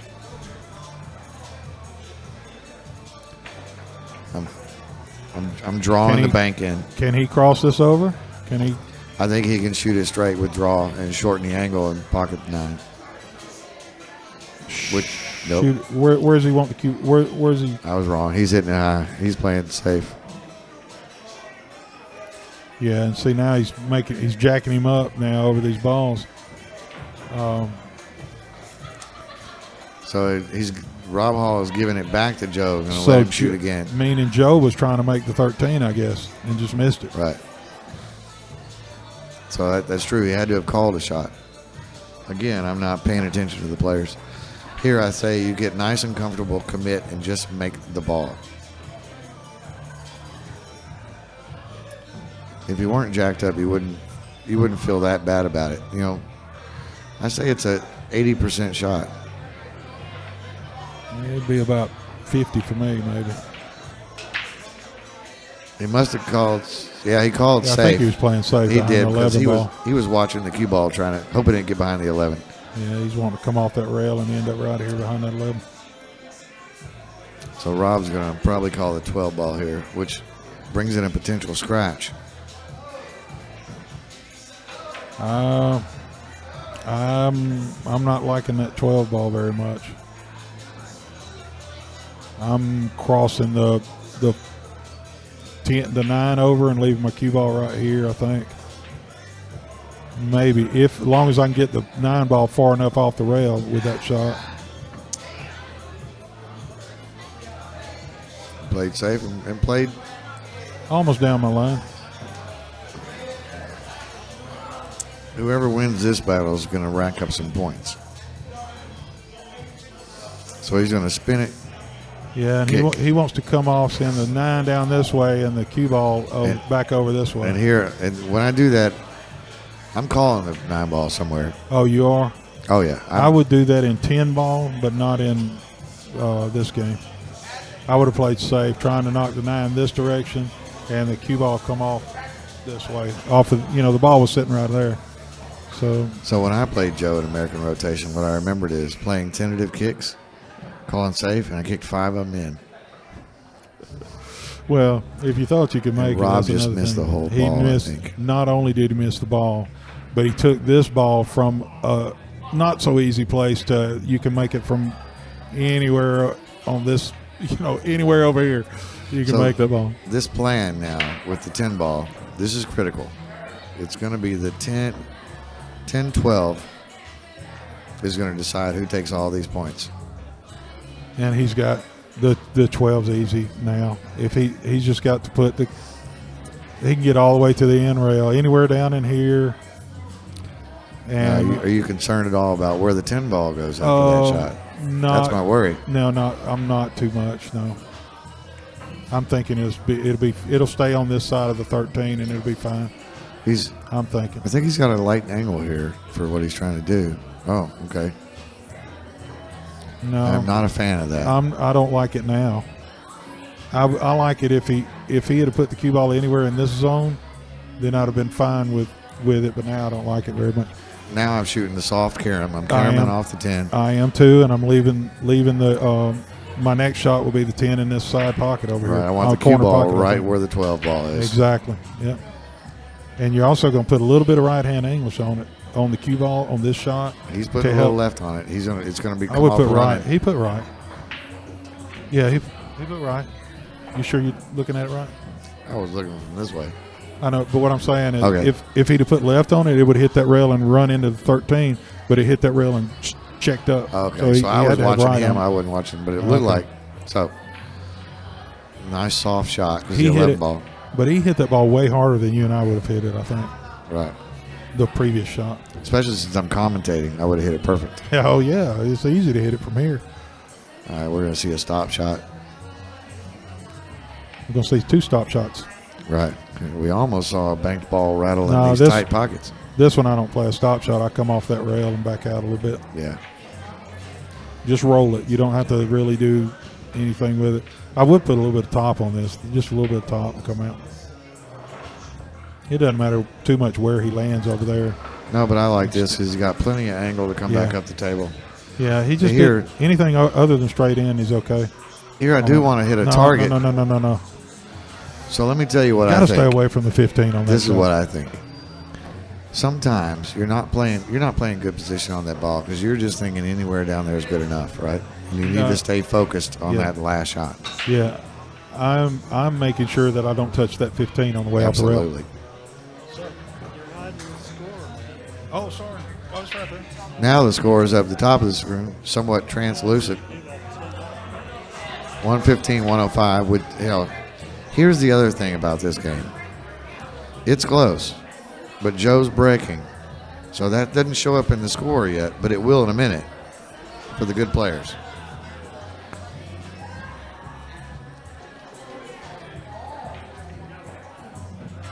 So only 10 points separates them.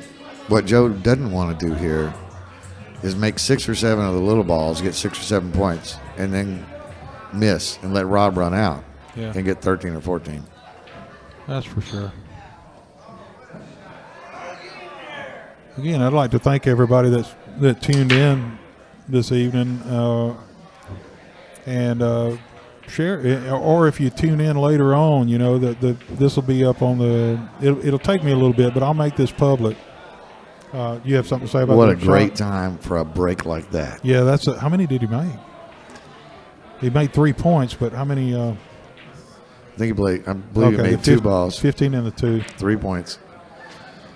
But look how everything's opened up. So now he's 22 away from the win. There's a total of 20 points in this rack, 17 left. This is a runnable rack right here. A runnable rack. Yeah. A lot of times we break them, and it's just you're going to have to play safe somewhere because it's just too hard to run them. So he hadn't been playing loose here lately again. But you may see him feel pretty good about this break and loosen up a little bit. Here's a critical shot. And I'm glad he got back up then because did you see, I don't know if you can see from the view that we were on. Let me take this other view. But he got down over the ball, and then he looked back under his right shoulder at the 14 ball. And and sometimes people will do that and then get back into the shot without getting back up and starting over. But he was smart enough to, get back up, reach out, think it. And two things happen there. Another part of this game we hadn't talked about is if in the middle of your stroke shot, your shot stroke, forward stroke, you move another ball on the table, that's a foul. Yeah. So he had to make sure he wasn't going to do that on that 14 ball with the butt of his stick or his hand or something. But you're right in the sense that for any reason you feel any distraction, just stand up and start again. Yeah.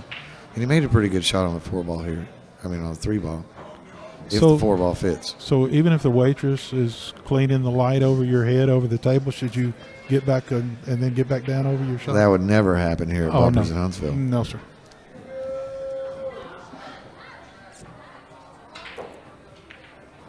All right, so Okay, he's that's playing a combo nice, now. But see how he hit the ball soft, but he still stroked it good. Yeah. No deceleration, so great shot. He's going to have to play this next shot in the other corner, I think. He needs to follow the cue ball up and play the 5 in the other. Oh, he had a different angle than I thought. Yeah. That was a good shot to be able to hold it there. I don't know which view y'all prefer better. Which one do you like better? Depends on the situation, Yeah, right? it does, yeah. Here's a little tester of a shot. But there's a reason why this is the main view. And he put a little too much inside on it, I think. I like making that ball with a little bit of right English to try to hold it from doing that. Yeah. Now he's got to commit, right? It's not a difficult ball to make.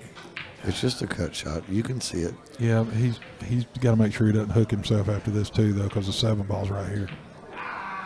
And he jumped up. He jumped up big time. And not all the time does a jump up happen before or during the stroke forward. It sometimes happens because right after we hit the cue ball, we know, or sometimes while we're heading forward, we know we're going to miss that ball because we've hit it a zillion times. We know we're a little bit off and it's going to miss, so you jump up or move to the side. I have no idea what you're talking about. So it didn't necessarily cause you to miss the shot. Sometimes it does, and I'd recommend against doing that. Practice not doing that. I think sometimes the deceleration and then the jump up, you can tell.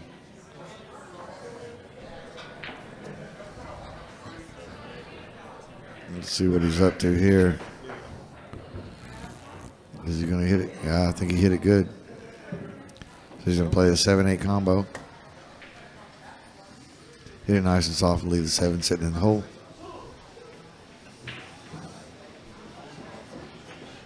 Well, this is a big point swing. This is one of those, though, where the ball can slip away from you and end up on that end rail, so he'll protect against that. Well, I thought he would protect against it, but that's exactly what I was talking about. The commentator's curse? Well, no, it's just I thought that he would, he shot that shot a zillion times, and he knows that this right here can happen. So I thought he'd protect against it a little bit and go ahead and put a little bit, instead of trying to hold it for that corner, just go ahead and hit it a little bit harder, let it come out here, and then you won't put yourself in this position. I agree, but that's hard to do, right? You're thinking to yourself, I can hold it. No, but you're right. The better shot I've screwed that shot up so many times. I know that it we're going to see a decent safety here, I think. I think the cue ball's coming all the way back down the other end of the table. I don't know. Very little movement. I don't know. Oh, no. Yeah, I didn't. Oh, no. I didn't like that attempt very much. I'd have preferred, I think, to see him hit the ball, the 7 out this way and just hold the cue ball there. He could have hit the 7 all the way out to there somewhere, maybe. I don't know. It's easy to pick it apart from the commentator's booth. We see quite a few of you viewers are holding in with us here. You're still here. Yeah. It's starting to get exciting now. And if y'all can share this now, share it on Facebook or later, share it. If you're watching this tomorrow or a week from now or a month from now or 2 years from now, just go ahead and share it and let everybody else. So he stayed down on the shot, committed, and made it. And he's going to have a good shot on the 10 with good position on the 11. And you just bear down. You just make this ball. I'm not on this shot. I'm not playing shape. Right, but I'm not following. I'm just making that ball, and I'm gonna let my cue ball come over this way. And you still shoot this with a little bit of right English, right? Helps. Maybe. So I like the running English to prevent skid. Yeah, maybe just a quarter of a tip or an eighth of a tip, but not much. He stroked it good. He let the stroke did. out. See, That's the difference in playing tentative, decelerating stroke and letting it go. He got a little bit of a turn that made a big difference right there, I think. That ball was heading this way, and I don't know if it hit a little piece of chalk or something, but it went that way. And it makes quite a bit of difference on this next shot, I think. But he's going to make sure he gets on the correct side of the 12 ball here. You want to hit this solid. Uh-oh. Did he twist it? Looked like he twisted his arm. Yeah. He could have shot that shot with just draw on it and pulled it like this. And then you're not worried about whether you're spinning it. And when you spin the ball like he just did, then it brings other things into play that you have to counter. So, Now, Rob has ended up straight in on this shot. Almost. Yeah, but he'll be okay. Well, he's shooting right-handed. So he was unhappy with it. But he's going to hit it, and he just follows it up. It's going to come off the rail a little bit. I think he can do that and play the 13 in the side next. Just hit high like that. He didn't go far enough, but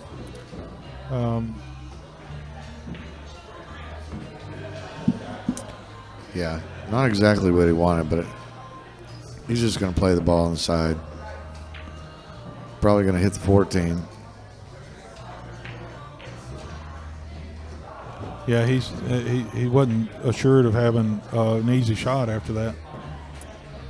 No. Now, on this shot, I play that in the corner, and I go ahead and drag my cue ball over here like this. Exactly. freeze it to the end rail, just in case I miss. So the two-way. Yeah, even on this shot, I do that kind of shot. Now this is a big ball here. This is 2 points. And the next break set is Roberts. 2 points. It's 113 to 125. Wow.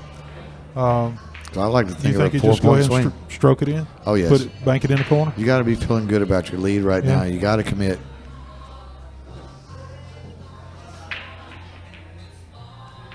Yep, good shot. And I agree. And if you'll take over for a minute, what you've been doing all night, I'll be right back. Okay. I hate to leave so close to it getting exciting. Yeah.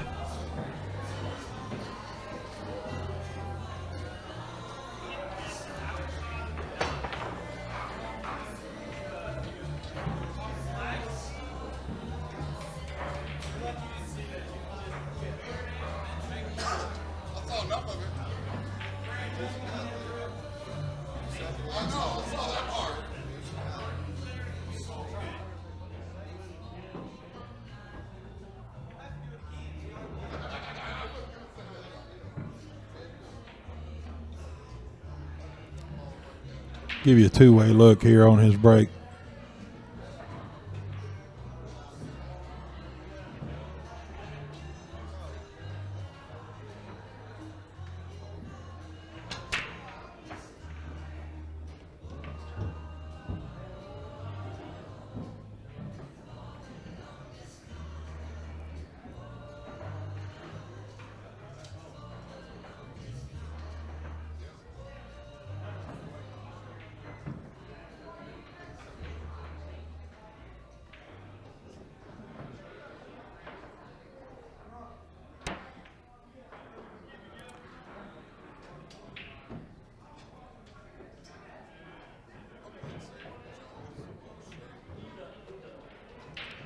Not sure he can make this one inside. If he can, he'll go ahead and make the one inside and then just let the cue ball drift over this way for the two. That's not the two. Looks like the two may be down, so he's trying to get shape on this 3 ball right here.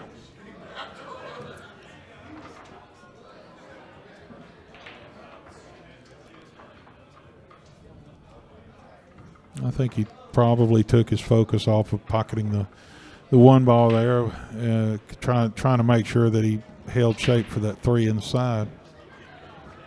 He'd have been able to make quite a few points after that, though. I think if he'd have just pocketed that first ball, because the 3 is here, the 4 is here.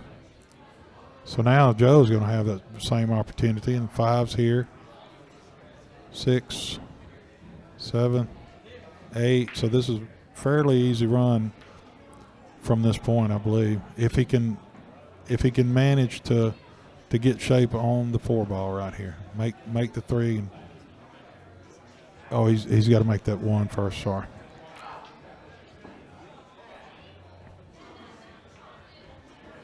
Yep. If he can come down a little bit further. Almost. So this could be risky to try to make the ball, so I would suggest that he just roll this up to this rail and then roll the cue ball up to right there behind that 9 ball.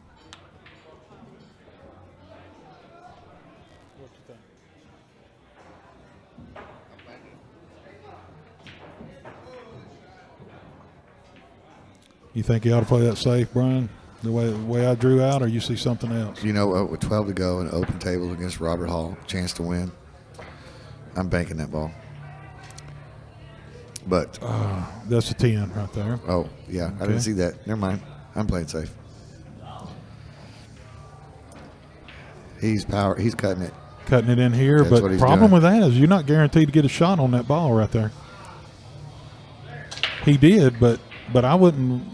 That's the first thing I thought about trying to do, but I didn't like the not being guaranteed getting a shot on that, and the safety was that I drew out at first was a pretty sure shot, I think. And if you got a sure safety sitting in front of you and an iffy,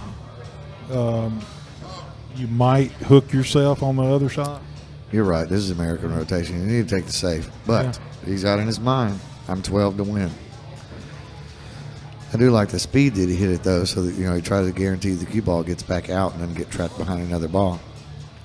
So since he called a pocket, Robert is giving him the shot back. And Joe is going to be kicking at it. Here I'm just calling safe kick. No, looks like he can hit it directly. If he can hit it, can he make it? He can play safe. How is this going to turn out? It may be pretty good. How good did he hit it? He hit it pretty good, but it looks like Robert might be able to make it. So you got Robert Hall back up the bat here, and I believe he can pocket this ball, the 3 ball into the corner, and just let the cue ball come back out to here for the next ball, this 4 ball.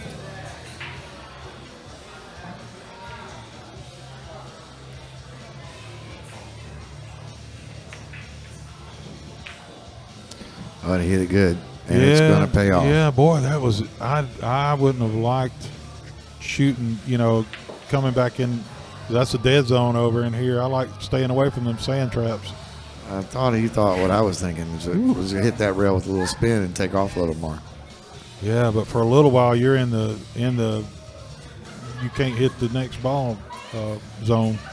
So you got to do the scratch prevent here. Yeah, I think he can come in close to that corner pocket and back out if he hit it fat enough to make the 4. I think he is worried about trying to hit where he hit, and he overcut it to get there. Yeah. Now, 6 balls, froze to the 7 ball. Not froze, but right next to. Will it go in this pocket? I think it will. It will. If it can, then he just needs to get a good shape over in here, and he can roll the cue ball up here. If not, then another option with these 2 balls being that close to the hole, you could actually play this ball off of one of these balls and go into that hole. But then you still, let me erase that, then you still got to worry about where is that 6 going to be when I get through with that, because that's my next ball. So I'm going for it here with a little left. I'm going to either skirt just underneath the 15. You want to draw it out?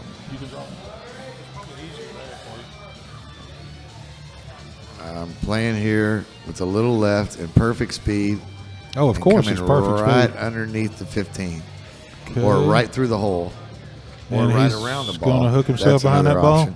option. So he had the speed to play back through here. He didn't have the speed to come all the way around. I would never want to play through these 2 balls, because that's toward the end. If it's toward the beginning of my path of my cue ball, that'd be fine. But toward the end, I don't like it, because I'm toward my landing zone is too. If this is where I want to end up, it's too easy to end up right there in that bad zone. Right, or bump the ball and not get it out of the way. Yeah. But now if he was going to play the extra rail, he needed a lot more speed. I'm playing safe here off the side of that ball right there. Oh, look at that. Look at the payoff on that shot. Yeah. Joe Johnson walking away from the table. That's the second shot of the match right there. Right. That is, in fact, that's the winning shot maybe. With the current score, that might be shot of the night. Yeah. Let's see if Robert can fire back at him here. So he's got him jacked up, striking down over balls, right-handed, one rail kick the long way, and he missed it. Yeah, it looked almost like he miscued or something there. Now the 6 ball, and that's the 7 ball and the 8 ball down there. Does the... Boy, I wish I had a camera right there where I could see that angle into the... So he didn't like that way. He doesn't he like does. it. He did like it. He does like it. Okay. He's going to try to get there. Yeah, if he's going to do it, though, I think he needs to get kind of an angle this way where he can... That's what he wants. Come He back wants out. to be down on the rail. And he didn't get there. Well... So now, yeah, he's okay here though. Even if he has to follow it up a little bit, he may have to put a little bit of left English on the ball to help throw this ball this direction, because it's got the tendency is for it to go there. So he's gonna, if he can put a little bit of inside English on it or left English on it, send it to the correct place. But then it's harder to get on the 7 ball where he needs to be. Yeah, that's what he did say, but he hit it too hard, I think, but he does have a shot straight into the side. But he also has a very easy safe frozen to the 13-14. Yeah, but this is straight in, and all he's got to do is follow the cue ball up like this, and he's got a shot on the 8 in the I corner. don't think he's got the angle to get back or draw it or hit it perfect, either one. Yeah. He was too easy to play it in the. For me, it was too easy into the side pocket for me to not shoot. So one more critical shot here, relatively easy stun. Yep, 10 sitting in the side. And now he's got the right angle to get rid of this problem. Do you worry about getting rid of that problem with the 10 balls a little high there? Yeah, no, I'm okay. I'll bump into the 13 ball and leave it right where it's at. You're right. Yeah, I would have bumped into the 13 ball and left it like, just right in this area somewhere, and it's easy to make. You can make that ball from anywhere over there. So he called a shot, and now Rob is giving it back to him. He can make this ball, and if he makes it, he's got a shot on this 10 ball right here. So do you go for that, or do you shoot the direction he's looking now? Remember the shot that he played just like this and banked it to the other corner? Yeah. The one pocket shot. I would still try to hit it. But if you play the safe, right, trying to one rail at the bottom, 9 ball to the diamond. I would look at the kick first, because if I can make this kick, which I think I can, then I got perfect shape on that 10 ball. There's the shot I was talking about. That's what I like. Yeah, I know. But what I would have been afraid of on that one is that 9 ball scooches over this way and leaves him that gap right there, or maybe the cue ball stayed out here or went over here. I think he played that safe about as well as it could be played. He did. He played it. He played it great. But I think that if I'd have had that option, and Rob kicked it. Oh, that could have turned out so good for Robert. Unlucky. Yeah, it could have turned out really good for him. So now you got a nice little follow shot. He's going to shoot the 9 in the corner with a little bit of high. Easy position on the 10 ball. You really got to bear down. He's got to make sure you get past the 13. Focus on making this ball. Air to the side there. Sometimes the angles are a little harder for us to see than. It is. This is the 11 ball, in case you guys are wondering. I feel myself getting a little excited. It's almost as if I'm playing for the win. He played a pretty good line there, I think. He may have gone a shade further than he went to, but he's okay. No, he went just right. We're in 2-point balls. That's 137. He needs 3 points, which at this point is 2 balls. He's got natural shape to the 13.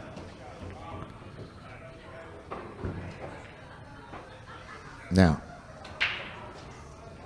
pre-shot routine. which he's actually doing, Yeah, he is. and stroke it. And he hit it good.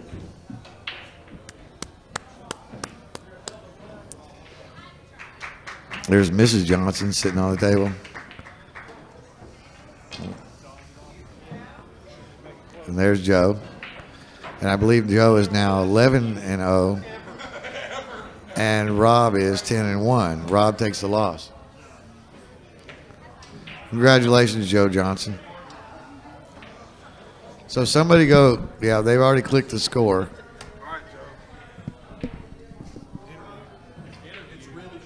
And now the interview with Joe Johnson. Here he is. Now Richard's going to walk around with his. Oh, here he comes. Well, I'm going up in there. Let's let it loose. No, that's all right. So, Joe,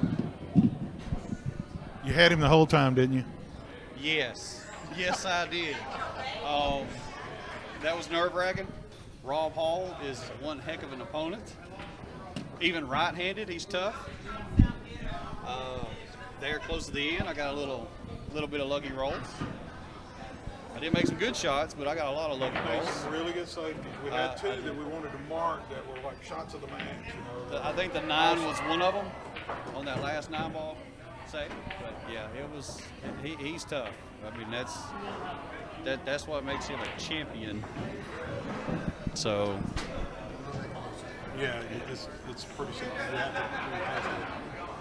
That looks bad. But yeah, I mean, he's classy guy. Just he's tough. Yeah. I know it hurts him. It's his first ever loss in session play, but I mean, he's shooting right-handed. He's tough. Yeah. He wouldn't have missed some of those left-handed, but man, he still shot good right-handed. To be that close to you, I mean, because we talked about what a good player you are, and to be that close to you, right-handed, wrong-handed, you know, that's pretty tough. I was playing a little scared. I ain't gonna lie. I was trying to hook him up as much as possible. I was taking some chances on defensive shots that I probably wouldn't normally take against a lot of people, but yeah, you just fired at it if you're playing against me or Brian, right? probably so. Yeah, I would have went for it because with this guy, there was a lot of pressure on this match, and however many people was watching it, as far as the stream goes, it was crazy. Yeah, so this might mean that you are going to go to the championship at Derby City, right? I'm really hoping so. I'm looking forward to it. Never been there, ever. So I really want to go, and I like to spend the whole 8, 9, 10, 12 days, however many days it is. But it'll be fun if I do, to play against some real champion players, you know, one pocket, 9-ball banks, all of those games. I've never really played a lot of those games, but I really enjoy it. Yeah, well, I'm playing all three of those. I'm not in the AMRO thing. As much as I love AMRO, I'm not in it this time because I didn't play in the session here. But I will be at all three of the Derby City and stuff, and I hope to see you there playing all of them. And I hope that I'm able to stream. That would be great if I could stream the American Rotation National Championship. I'd love to do that. So, Joe, give me a ring if you want me to do it. Hook him up, Joe. So everybody probably wants to know what's in the bag. What are you playing with? What stick? Lucasi with a Predator shaft, one of the older Predator shafts. Now, if I can just learn to shoot better with it, I'd be all right. How long have you been playing with that shaft? A couple years, I guess. I'm not really, maybe 4 years or so. Yeah, I'd like to upgrade and go from there, but a little bit at a time. Well, as good as you shoot with that, you don't need to upgrade to anything. Well, yeah. All right. Well, thank you very much for playing, and congratulations on your win. Thank you, bud. See you. Brian, Thanks for having me, Richard. thanks a lot, man. That's a lot of fun. I appreciate it.